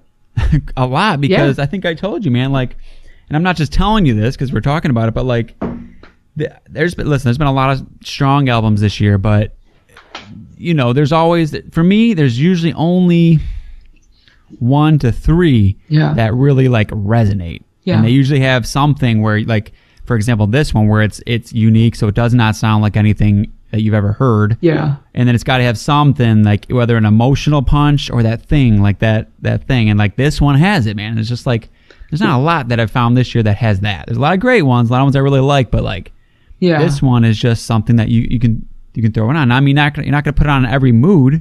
No. It's got its thing, but man, it's just such a powerful album, So I've listened to it a ton. That's nice to hear. Yeah, I remember I sent it to you, and I was like, don't fleetingly listen to it. I was like, you have to wait. And that was me being a freak, right? Because I'm just like, here's this thing I care about. I need you to treat it with care. It's like handle, like, with gloves. Yeah. And then you listen to it, and you're like, yeah, this is great. Well, because I waited too, and I put it on with the headphones. I took my dog for a walk. And it was like dusk turning to night, which perfect. Yeah, it was perfect. Yeah. And now every time I listen, I always want it. It's like if there's like a sun going down, it's something to do with maybe the album cover. Yeah, definitely a little bit. I don't know, Yeah. But it's also because it's not a completely dark album. Nope. works really good at night. Don't get me wrong, but like, just it's one of those where it's like perfect for a certain setting too. And dude, it's just. But everyone that I've talked to that listened to the single is just amazed by it too. You know? So. Oh, nice. Been cool to see that, you know. Yeah, like definitely, like some people have reached out to be like, "This is great." Like I had someone I don't know very well was like, probably listened to it 5 times today. And I was like, "Oh wow, like it's amazing." Yeah, because we've got our Patreon group, you know, like they're, you know, it's just people are. It's all we do is talk about new music in there, you know. And I know we were talking about asking them some questions too, but they were the day it came out. I mean, it was just like, just so much talk about it. But I'm trying to look through back to see. Go ahead, man. We'll jump through a few of them. Oh yeah, so one of the guys on there, Ian, who was like way into it. I'm just gonna like kind of read it. Yeah. It's a little bit longer, but he read through the blurb that 20 Buck had put out, and so he said like after reading that, and he said given every main influence that's been brought up for the band is well known for the potential to be thoroughly, utterly miserable. He said I guess that's a given. That's kind of the state of affairs in a general sense these days. I'm very interested in how it's pointedly stated that the project allows itself to be genuinely hopeful when need be. Is that just a conscious rejection of the tropes of all those influences? Or does it come from somewhere deeper than that? Is it maybe a bit too prying of a question, but it's there. No, we kind of talked about some of that, I guess. I think we definitely touched on that, but it's both, man. Like, I think we like we don't think about writing miserable music. You know what I mean? Like, everything mentioned is like definitely of that nature somewhat. And I don't think we were actively trying to be like, we are a doom band, but not a doom band or something like that. Like we reject all this stuff. But I think we were just like, what is the advantage? Like what good does anyone benefit from another band just kind of doing the same old shit? Yeah. You know what I mean? Yeah. And I'm not saying like, oh, we're trailblazers of a new genre called Dream Doom, but like I call it Dream Doom because it's funny. But it was definitely both. I think on the surface, if you just don't know anything to do with the like subject matter, I don't know how you feel when you listen to that record. I don't think you walk away feeling miserable though. I think it's hard to. I agree. I think by the point like Richard Poe is telling you that he lives the same dream you live, like how can you feel bad? You know what I mean? Like yeah. And I think that was sort of it. Like I think that line, not to pat myself on the back or anything, but I think it carries a lot more weight if you let it. Like I think it's not just about something inside of us talking to ourselves, but I think it's, you know, we're all part of this like great experiment called life, right? And like I'm no better than you or you're no better than me, but we're all like we're kind of all on this journey. And I feel like we lose sight of that, man. And in so many ways do we ever. And I think I just needed to write that for me. Yeah. And but I mean, and even like in some of the like the leads too have like, so you're talking about like the lyrics of it, but like for me, even some of the like the leads have that like extra bit of, you know, hopefulness or, you know, however you want to describe it, but you can feel it even like they're emotive. That's for sure. Yes. Which is like, you know, on purpose. You look at a band like Mournful Congregation, they're so good at that, you know, like to just like hit 3 notes and then I'm like, oh, I'm crying. Like what happened? Right. What happened? Yeah. Like, they're so good at that. Like that's like that big deal band for sure. Like, so yeah, I think that sort of answers that question. Yeah, I think it does. Let me see. How about this one? So, Donovan, he was asking, you know, did you grow up listening to stuff like The Cure, Sisters of Mercy? And if you did you ever feel influenced for any riffs of other projects? Never heard them in like Tomb Mold or anything like that. No. I would say probably not, right? Yeah, like I mean, I've known of The Cure since I was a teenager through my dad. My dad liked The Cure and like New Order, Depeche Mode and stuff. But then when I got into that stuff, it was fun because then I got to show him bands that he didn't know of. like different post-punk or goth bands. And I turned them on to like stuff like the Cocteau Twins and whatnot when I was in university. And yeah, I loved all that shit. I love This Mortal Coil, which was another like big 4AD group. Yeah, you're right. I never really got to show that stuff in Tomb Mold. That's just not what Tomb Mold is. Right. And Tomb Mold is like it's a joint effort, right? This is a little bit like I get to do the things I don't get to do in other bands with Dream Unending, which is fun for me. Because Justin gives me a lot of free reign, like being the songwriter and all. But yeah, that stuff, like I got into all that goth shit back when I was in university, and I loved it. But it never made sense to me to try to start a post-punk band or anything because I didn't know enough people who would want to play it. Yeah. And it just felt like I would just get laughed at for doing it. I get it. Yeah. So I just never did. And then I got to do it through this band in its own special way. I mean, playing clean guitars over heavy stuff is not anything new. That's like disembowelment 101, right? But the style of it, I was like, well, I can make it into something that's sort of my own, you know? Especially like some of that shimmering, like the Cure moments, you know? Like you don't hear that too often in like this style of metal or metal at all, really? For sure. Like there's one really good section in the song The Needful, which is the shortest of the full songs on the album, where there's like this break in the middle for like a bass part, and then all these guitars, this like guitar comes in playing this like monotonous riff, and then this clean guitar comes in over top of it, and it just sounds like, I mean, that overdub just sounds like from like a band called like Big Country or something, right? It sounds like The Cure, and then it just goes into this like bending note Alice in Chains riff. And I was like, oh, I can do all these things I like in one shot. You know what I mean? Right. Like I get to play around with different things, which is a lot of fun. And also like writing clean parts with the 12 string is great. That'll be the big difference between the first album and the next one, is how much preliminary writing I did on the 12 string. So the next album will have a lot more of that. And that like just to like I love 12 string in general, but like the sound of electric 12 string, like early Byrds records and stuff, like some of that British Invasion whatnot, where it's like I love how that sounds, but I just don't want to play those style of riffs. It's like I want to play like more melodic riffs. It's like, well, it'll just sound like, you know, if the Byrds were playing like sad doom music, and it'll be cool. And like, and the same way, like listening to, like watching movies for context, like for like inspiration, like listening to records like No Other by Gene Clark or Pacific Ocean Blue by Dennis Wilson, like these like lush, huge records made by these like broken ass men who just like are like at probably the bottom of their lives, right? And I think like Dennis Wilson died within 5 years after that album was made. You know what I mean? Yeah. But there's these like beautiful, heartbreaking, crushing albums that are just so good. It was just like I want to just capture some of that essence. I can't write those songs, but I can try to recapture that feeling. And that's why listening to the album with headphones is so nice, because there's just so much happening at once. So it's so cool too, because you can tell like there's so many influences that are not at all metal. That like went into it, you know, which makes it stand out so much in like a metal crowd. You know what I mean? Well, like at this point, like I still like I'm really bad at keeping up with metal. I usually just ask you, like, what do I need to check out?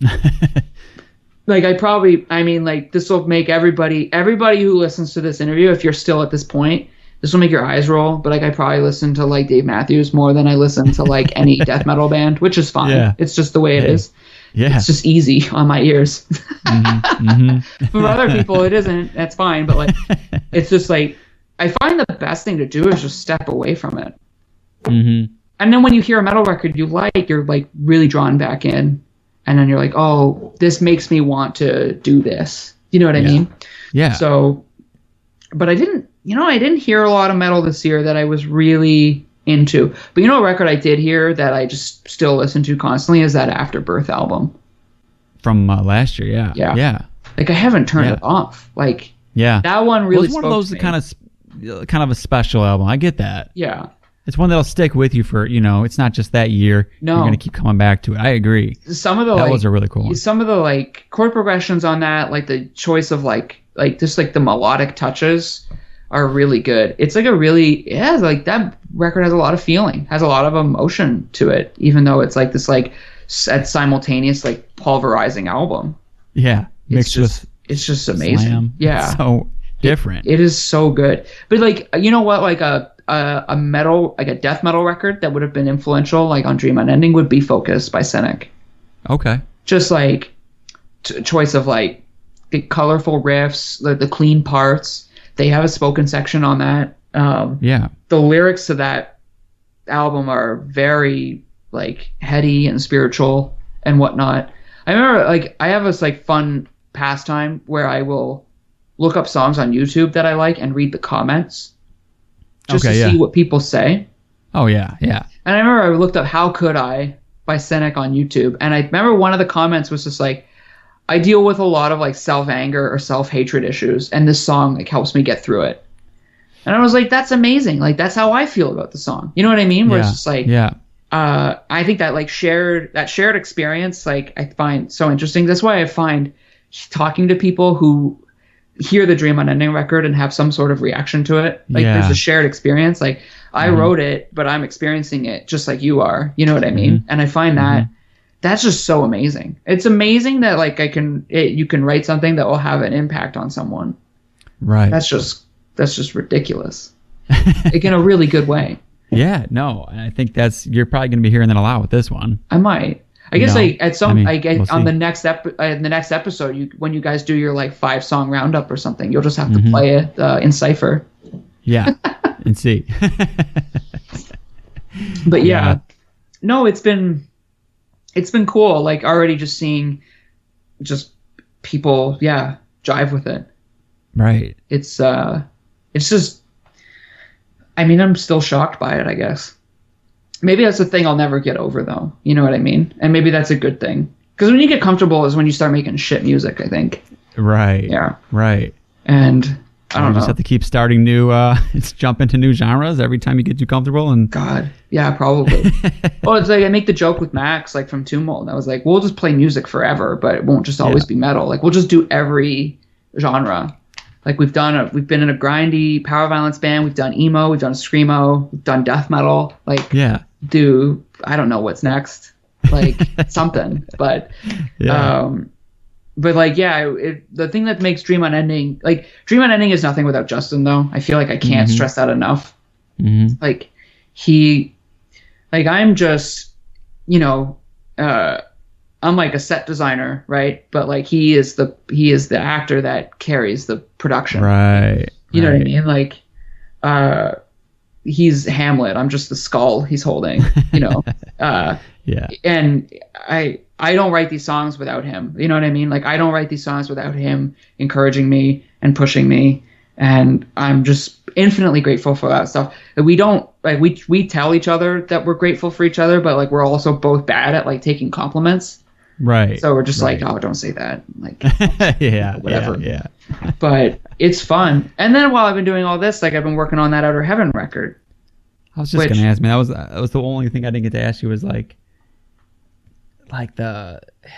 because I was just talking to Zach, obviously, and he was talking about like the bass parts and just like you picking up the fretless bass and like learning it so fast. Yeah, literally and just doing these tracks. It was literally a joke at first. Like when I went down to Mary Liz, I was able to jam with them a couple times, and I learned what would be a couple of the songs on the album, and I was like, maybe I'll just play fretless, and we all laughed. And then we went back to Liz's place that night, and then I just started looking up fretless necks.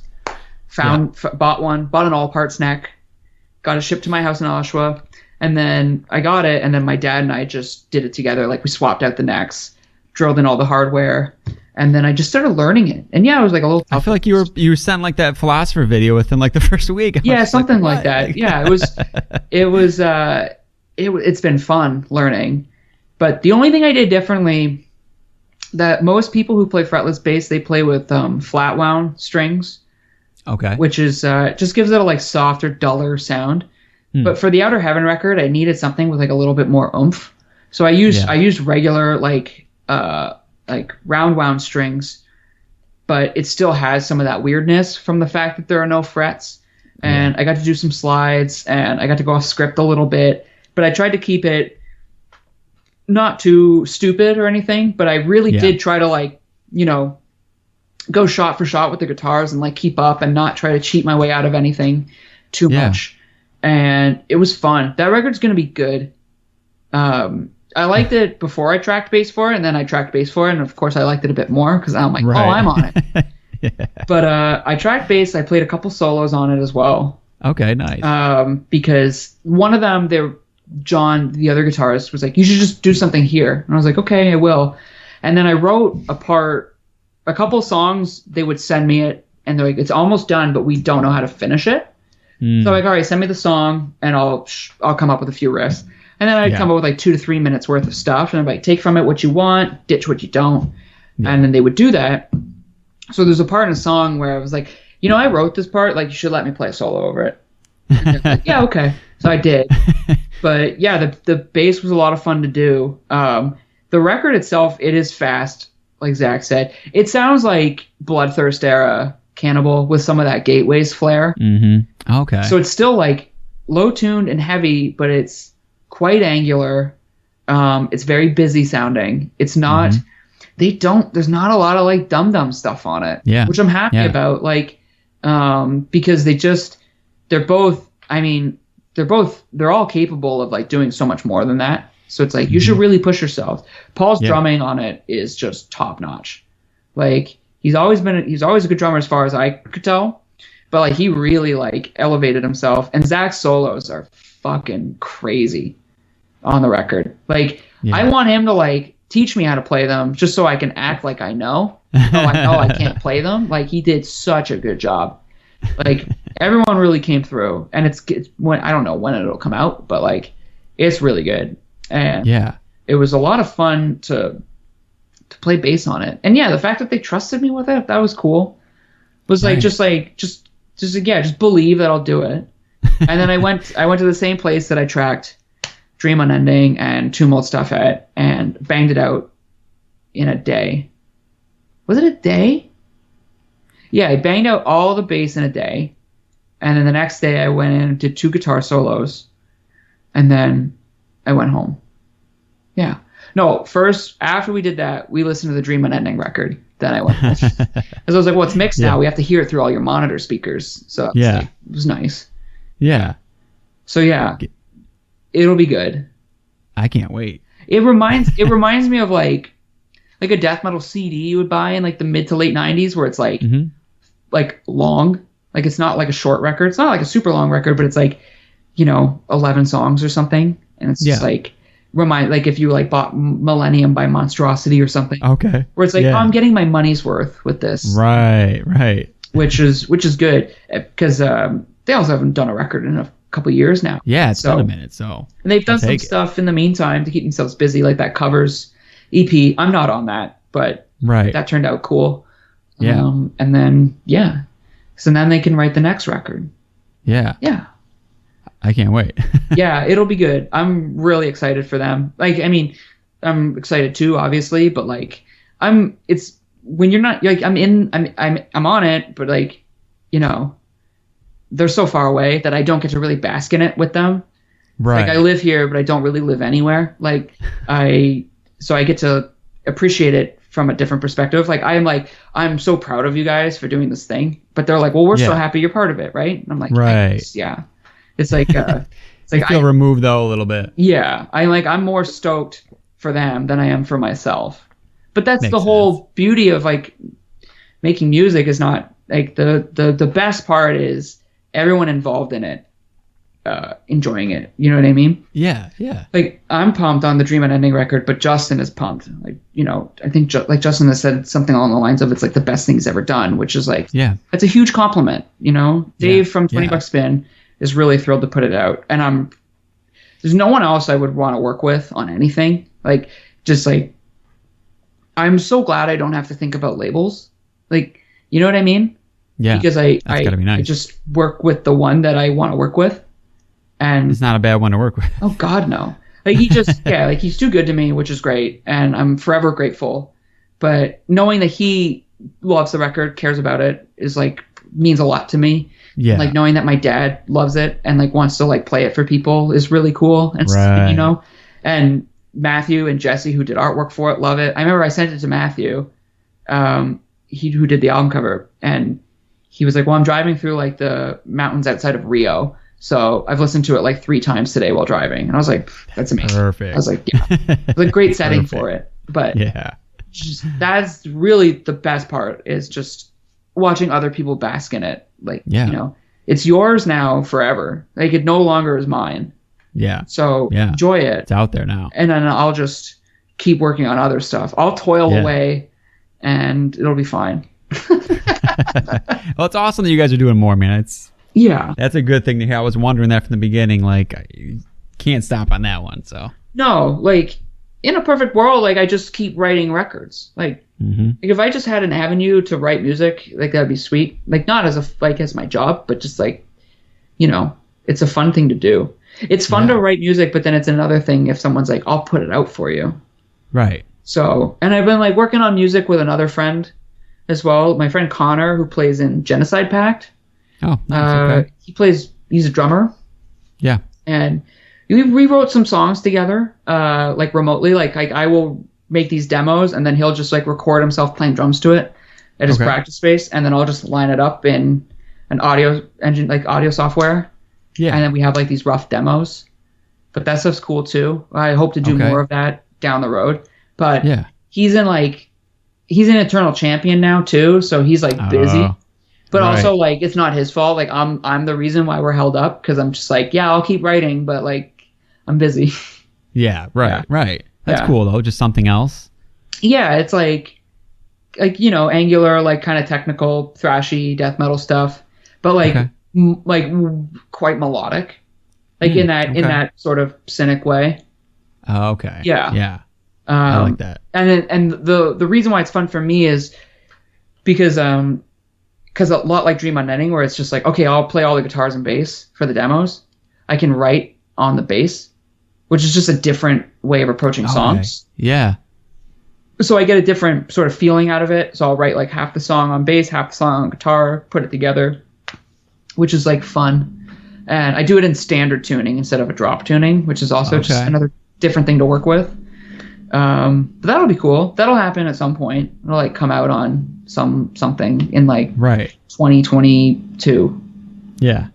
Yeah. What year are we in now? 21? Yeah. 21. Give me time. I need time. That's awesome though, man. We got a lot. At least there's always something coming. Yeah. Did we not hit, was there anything we didn't hit on? I don't know. I think we hit most stuff. You tell me. I mean, I covered most of the stuff I needed to get out there. There was a couple other questions, but we went through pretty much most I feel of the stuff. Like we barely talked about like the actual like music component of the album. I know. What's your favorite part of the record?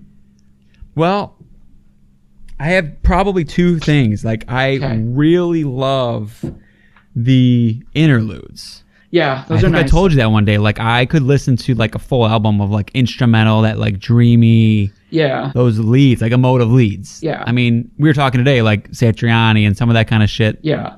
Especially like the emotive stuff. I love that. I'm a sucker for that. Me too. But I think it works really fucking well on that album. Yeah. So that, and then, you know, we talked a lot about Dream Unending already, but like the way that builds and just that, it's like to me, it's the capstone of like that album. So like that's like such a big moment for me that I love that, you know. Yeah. But there's a lot, man. I mean, the single you put out is a perfect choice too, because it like captures pretty much what you want to know about the album too. Yeah, it's funny when we recorded that, it was the first song we recorded, right? Because we kind of just went in order of how I wrote them. Yeah. So if you're listening to the album and you want to know the order of songs that I wrote it in, it was In Cipher I Weep, Adorned in Lies, Dream Unending, Tide Turns Eternal, and then The Needful. Really? The Needful was the last song I wrote because it was like we need something to fill out the record where it's not a long song, but it does something that's a little different. I think I remember like there was one song. I can't remember what I was listening to, but there's an Esoteric song off the album Metamorphogenesis. I think the first song, Dissident. Not that the song sounds like that at all, but I think there was something about the way that song kicks off where it was like, I need to implement that somehow, and then I didn't at all. But like when I hear The Needful, I think of that song. Yeah. Okay. But I don't even remember why I was explaining this. But well, it ties it in. Yeah, it does. It brings it all together. But when we recorded in Cypher, that song was done, and I was like, that was fine. I think it was good. And then we did Adorn and Lies, and then we did Dream Unending. By the time we finished Dream Unending, we were like such in a like groove of like we knew exactly what we were going for that I was like, God, in Cypher it might just sound terrible. Like it just might suck like compared to the rest. Yeah. And we didn't listen back to it until we were done recording everything, I think. So on the Sunday we showed up and we listened to all 5 songs. And then we went out for a smoke. And Sean was just like, song 1 surprised me. I was like, yeah, me too. It's actually good. I was so worried that it wasn't. And then that ended up that is the song that is like the song that was us trying to like draw people in. Yeah. Which is funny because I'm like, no, it's actually I thought it was the weakest track. It's not. None of the tracks are weak. It's not. No. And you can't. The heavy part at the end. Yeah, that's a good tease. The heavy riff. That's a good tease because it's like that is like the only part where it really sounds like a Death Doom album. Yep. And it's like, oh yeah, we could like do that for a whole record, but we're not going to. We're just going to give you like one part, but it's going to be really good. But it's really well placed. Yeah. It's really all you need. I don't ever listen to it think like I need more of that. When it comes, I love it every time. Yeah. It gets like stuck in my head afterwards a lot of times. But like that part is good. I like the way you said it. You get a little bit more intensity by the time you hit the closing track, only because there's just a lot of like double kick in there, but it's not aggressive or anything. Like it's just it just sounds like like stuff shattering. Yeah, the crushing heavier riffs here and there, too, but I feel like we didn't touch on a lot of like actual like influences of sound, except that like we talked about Esoteric, and like Justin and I both just worship that band into oblivion. Oh, okay, yeah. But the other band, funny enough, where I'm like, this band wouldn't like Dream Unending can't exist without this band, which is Ruins of Beverest. I don't know how familiar you are with them. I can't. I haven't gotten into them because they put out that album last year, but yeah, like basically. Oh, whatever. It came out late last year, I think. Is that what it was? Yeah, the Thule Grimoires or whatever. Talking about it so much, and I was like, people love this, so I wanted to give that one a shot, but Ruins of Beverest when he first started was mostly just black metal. Like albums like Unlock the Shrine or like Rain Upon the Impure, but there were these like slow, like drawn out parts and some like melodic stuff. Rain Upon the Impure is like an amazing record that just is unlistenable because it's just the production of it just sucks. Oh, but if you just turn it up loud enough, you can hear everything and it's really good. But like albums like Foulest Semen of a Sheltered Elite or Shattered Elite, whatever it is, or like Blood Vaults, those are like doom records for the most part with like some fast black metal-y stuff. Yeah. But his taste in melodic parts and clean guitar sections, like there's like definitely like the closing part of Dream Unending. Like I wouldn't have written that if I didn't like Ruins of Beverest. You know what I mean? Yeah. Little things like that. I got to give him another chance then. I think Blood Vaults is the record to go with. Okay. I think that's the one to check out, and I think if you hear that, you'll be like, "Oh, I think I understand." Yeah. Yeah. I'm saving it right now. Good call. But yeah, that one for sure. That band like was another big influence outside of like the stuff that always gets mentioned, like The Cure, or like even Pink Floyd and whatnot. Like half those guitar solos just sound like David Gilmour. Like it's fine. Yeah. It's like totally fine. I love David Gilmour. Yeah. And like I love all those dumb shredders from the 80s. Satriani. I love Richie Sambora. Like Bon Jovi is so fucking cringe, but like I love Richie Sambora's guitar playing. And he's just as bad. Like he's cringe as hell, but like who cares? Well, yeah, man, dude. When it's the '80s, I mean, yeah, it kind of comes with it a lot of the time. Oh, totally. But like just like that, like just like knowing exactly like what to play, when to play it, and like just those solos get stuck in your head. They're so emotive, full of feeling. Just like using like classic like pentatonic modes, like it's not weird. Like it's just like Gary Moore is another one. Like big Gary Moore fan. Like fucking love that stuff. Yeah. I can see where all that comes in. Yeah. Those are, like I said, those are a lot of those points where I really love it. And like, what's that spot? Like an Adorned in Lies. Yeah. I think it's like towards the end. Like there's that lead or solo going on. There's like a bunch of, I think the drums are kind of going off the wall a little bit. Yeah. But it's like a very emotive lead. Yeah. And I always am like drawn to that part. You know? No, I hear you. Like writing that, like I remember there's a solo in The Needful at the end. Like there's this like big slow like very like slow heavy riff that closes out the track. It sounds like Disembowelment. Okay. And then there's this really like simple monotonous like clean guitar part over it as the song ends. But then there's like this solo comes in, and I remember writing it. I sent Justin a video of me playing it, and I was just like, at some point like I hit a pinch harmonic and I just start laughing, and it's like this is like exactly how I feel when I hear it. Like I'm just like, oh, that's funny. Like it's just because I know exactly what like I'm trying to do. Like I'm trying to hit something that sounds like Joe Satriani. Yeah. And it's like just so on the nose that it's like humorous to me. But like that's the stuff I love. So it's like I want to do that. I can't do it as well as him because he's really good, and I just fake my way through it. But like, yeah, like I just at the end of the day, you write music. You want to write what you want to hear. You know what I mean? Yeah. So it's like I guess in my head, this was like a thing that I was missing from like my repertoire of like music listening. So it's like, well, I have to do it myself, I suppose. Right. It's like what I was saying earlier. Like it's probably why you like listening to it. Like you're writing stuff that you like, that you want to hear. Like that's cool. Yeah, no, it's good. And like you just become like obsessed because you're just like looking. I mean, if like, you sometimes start looking for flaws if you can find them, and I just don't. Someone else will, and then just don't tell me so I can like live in ignorance because that's more preferable for me. Yeah. Well. Yeah. Yeah. I didn't pick out anything like that, but I'm sure you're probably going to hear it. Yeah. Well, I mean, yeah. It's just interesting to hear other people react to it. I suppose it's cool that people like it. I'm happy. I think if you like that one song, you'll like the whole album. Yeah, like I don't think you'll be like, oh, that the rest of the album's weak compared to this, because I'm like, no, like you don't even know the best stuff. Like the stuff, like, right? The whole side B like is intentionally like not going to be shown before the record is available to hear in full. How do you feel about like singles? Like I was thinking about that the other day because I go back and forth. Like sometimes it's great. I mean, especially with you guys, it's a new band. No one's heard it before. You got to give someone something, right? Everything we can to just generate interest so that. It's like we don't have a demo. Like we didn't do the demo route, which is like also in itself like kind of crazy. Like I feel like the only reason like how do I say this? I had to do what everybody else has to do when they're trying to appeal to a label. I had to send Dave demos. You know what I mean? Yeah. Like I had to be like, you can't just jump blindly into this. Like you have to hear what I'm thinking.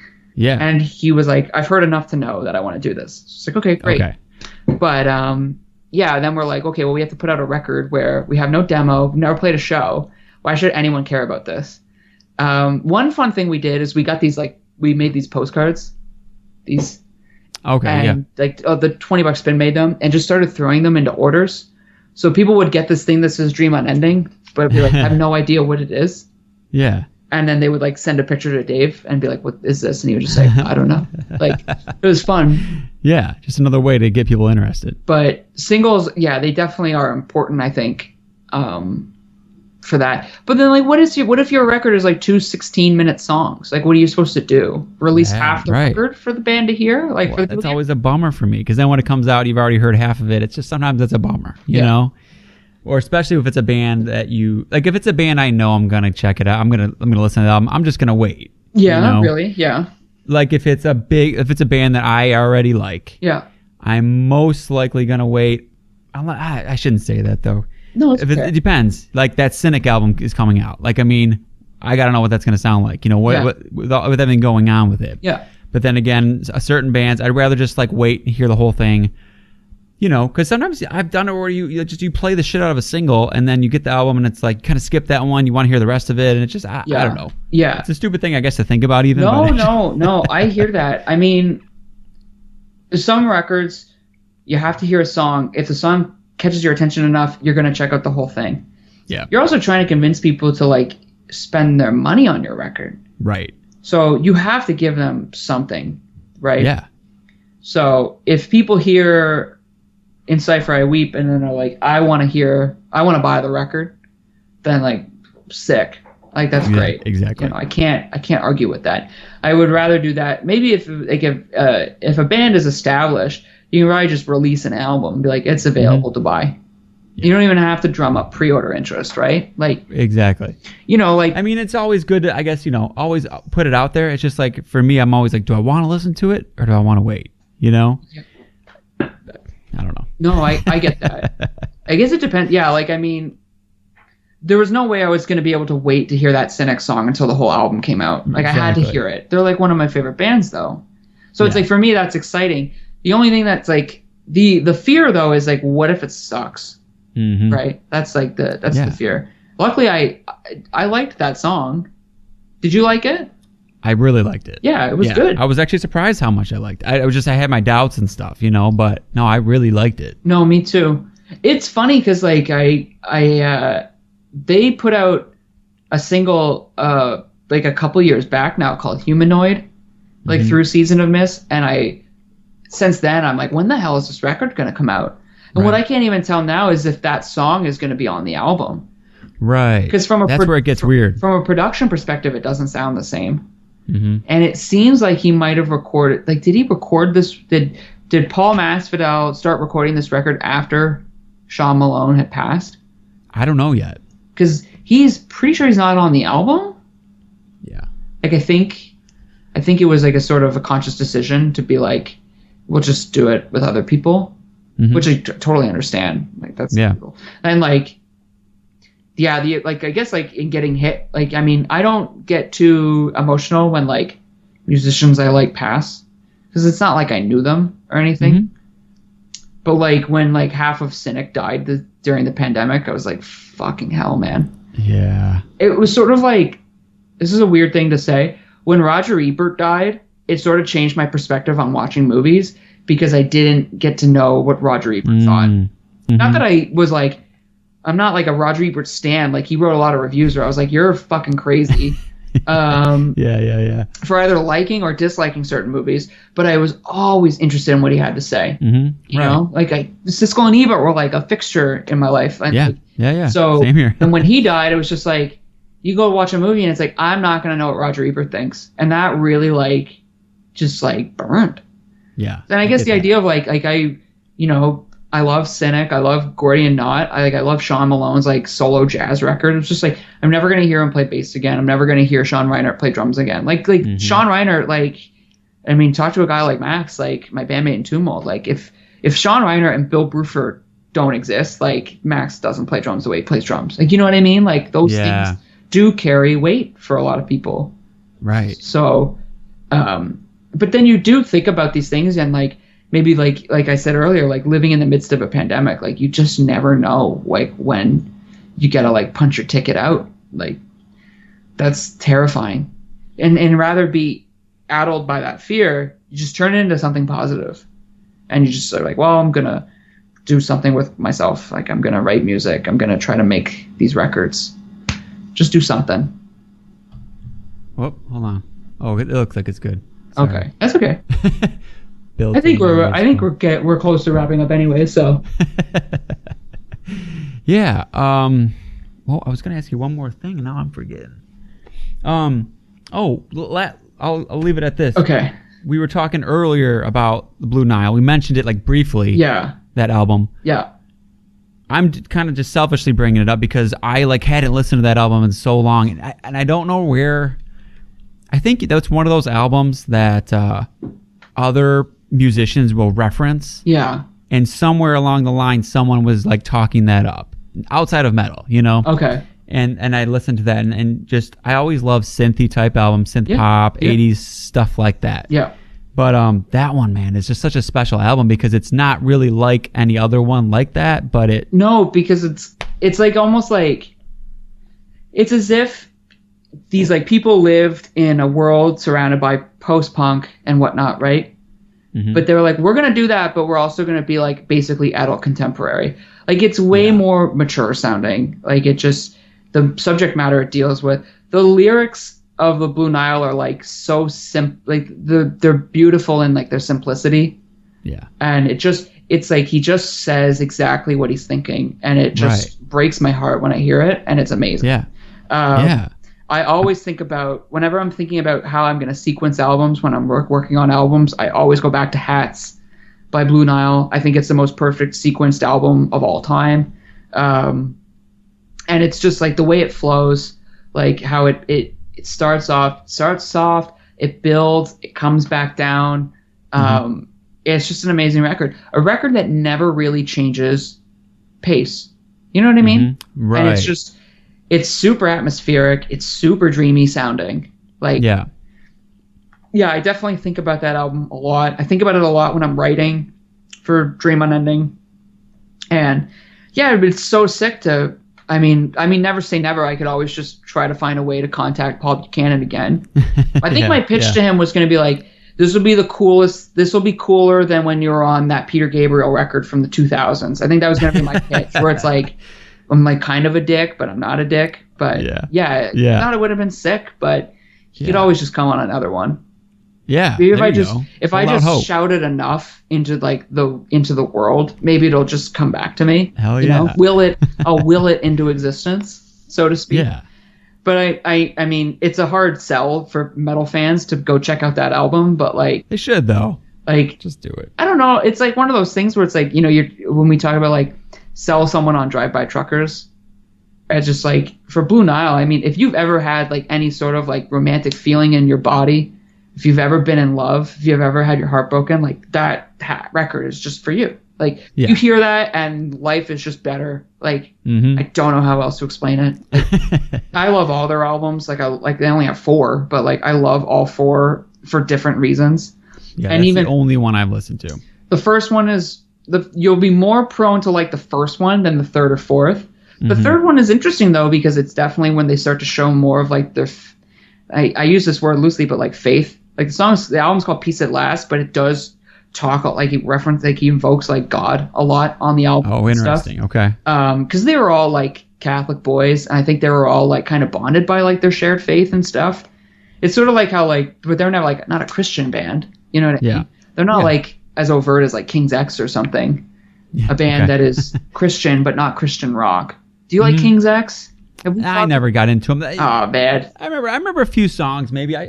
But I can't say I've given it like a fair chance, You could just have Zach from Outer Heaven and I on a podcast where we talk about King's X for 90 minutes. He doesn't love them as much as he loves Iron Maiden, but because he loves Iron Maiden. Yeah. But like, I'll give it another chance. Like it's not like I don't. I just first 2 records one of those bands are really good. But Blue Nile was just a band I've always loved. Where it was like when you met someone who liked the Blue Nile, it was like a big deal because it was like one of those things where it's like nobody knows. It's like one of those things that you like that you don't know other people like. It's like going to a metal show where everybody likes metal, but then you'll see someone wearing like a Resident Evil shirt, and you're like, "Hey, I love Resident Evil." Like, you know what I mean? It's just like little things like that where you are there for the same reason, but then you're bonded by the other thing, like the other niche things you like that you don't know anyone on. Yeah. And I find that it's the equivalent is going to, your screen changed. I'm here. It's fine. It's like going to a non-metal show or going to anywhere non-metal and seeing someone in a metal t-shirt. You know what I mean? Right. That's like if someone comes in to the cafe that I work at and sees me in a Nile t-shirt and they're like, "Oh, I know Nile. I love Nile." And you're like, "Okay, great." Right. So, yeah. But anyways, Blue Nile are the best. These screens are amazing. I'm just watching them pass now. Yeah. Maybe I guess that's where we should wrap it. Yeah, I guess so. We've been talking long enough. I think there we go, but still. we covered it. I just wanted to bring it up, like I said, selfish reasons, because I forgot about that, and I was like, hell yeah. Yeah. And but anyways, anything else we should throw in there before we stop? Or, I mean, it's coming out in November. It's when we'll probably throw this out there, right? Something like that. And out in November. By the time you hear it, I'll probably have already been planning when we're going to track the next one. Yeah.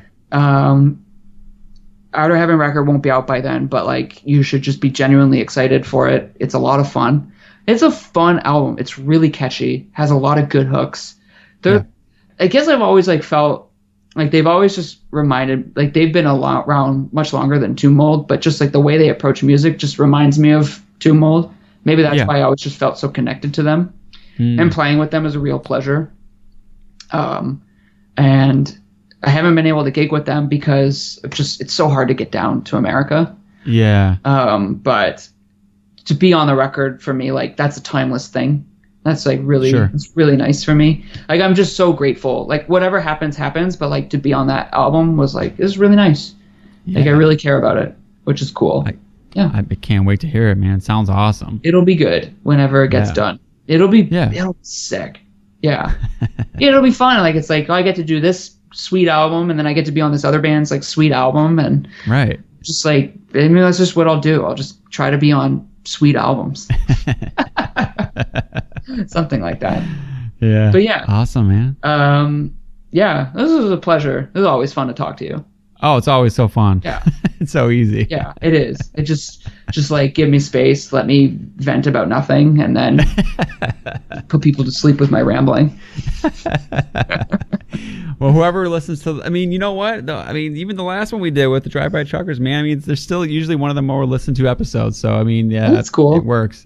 I mean, the other band's great. I listen to Patterson Hood solo records a lot now, too. Good. They're really good. Yeah. Really good. After you were mentioning that one, I was like, I think I went into some other ones that he had put out or something like that. Yeah. But yeah, man. I mean, we got some people with that one, so I mean. Sweet.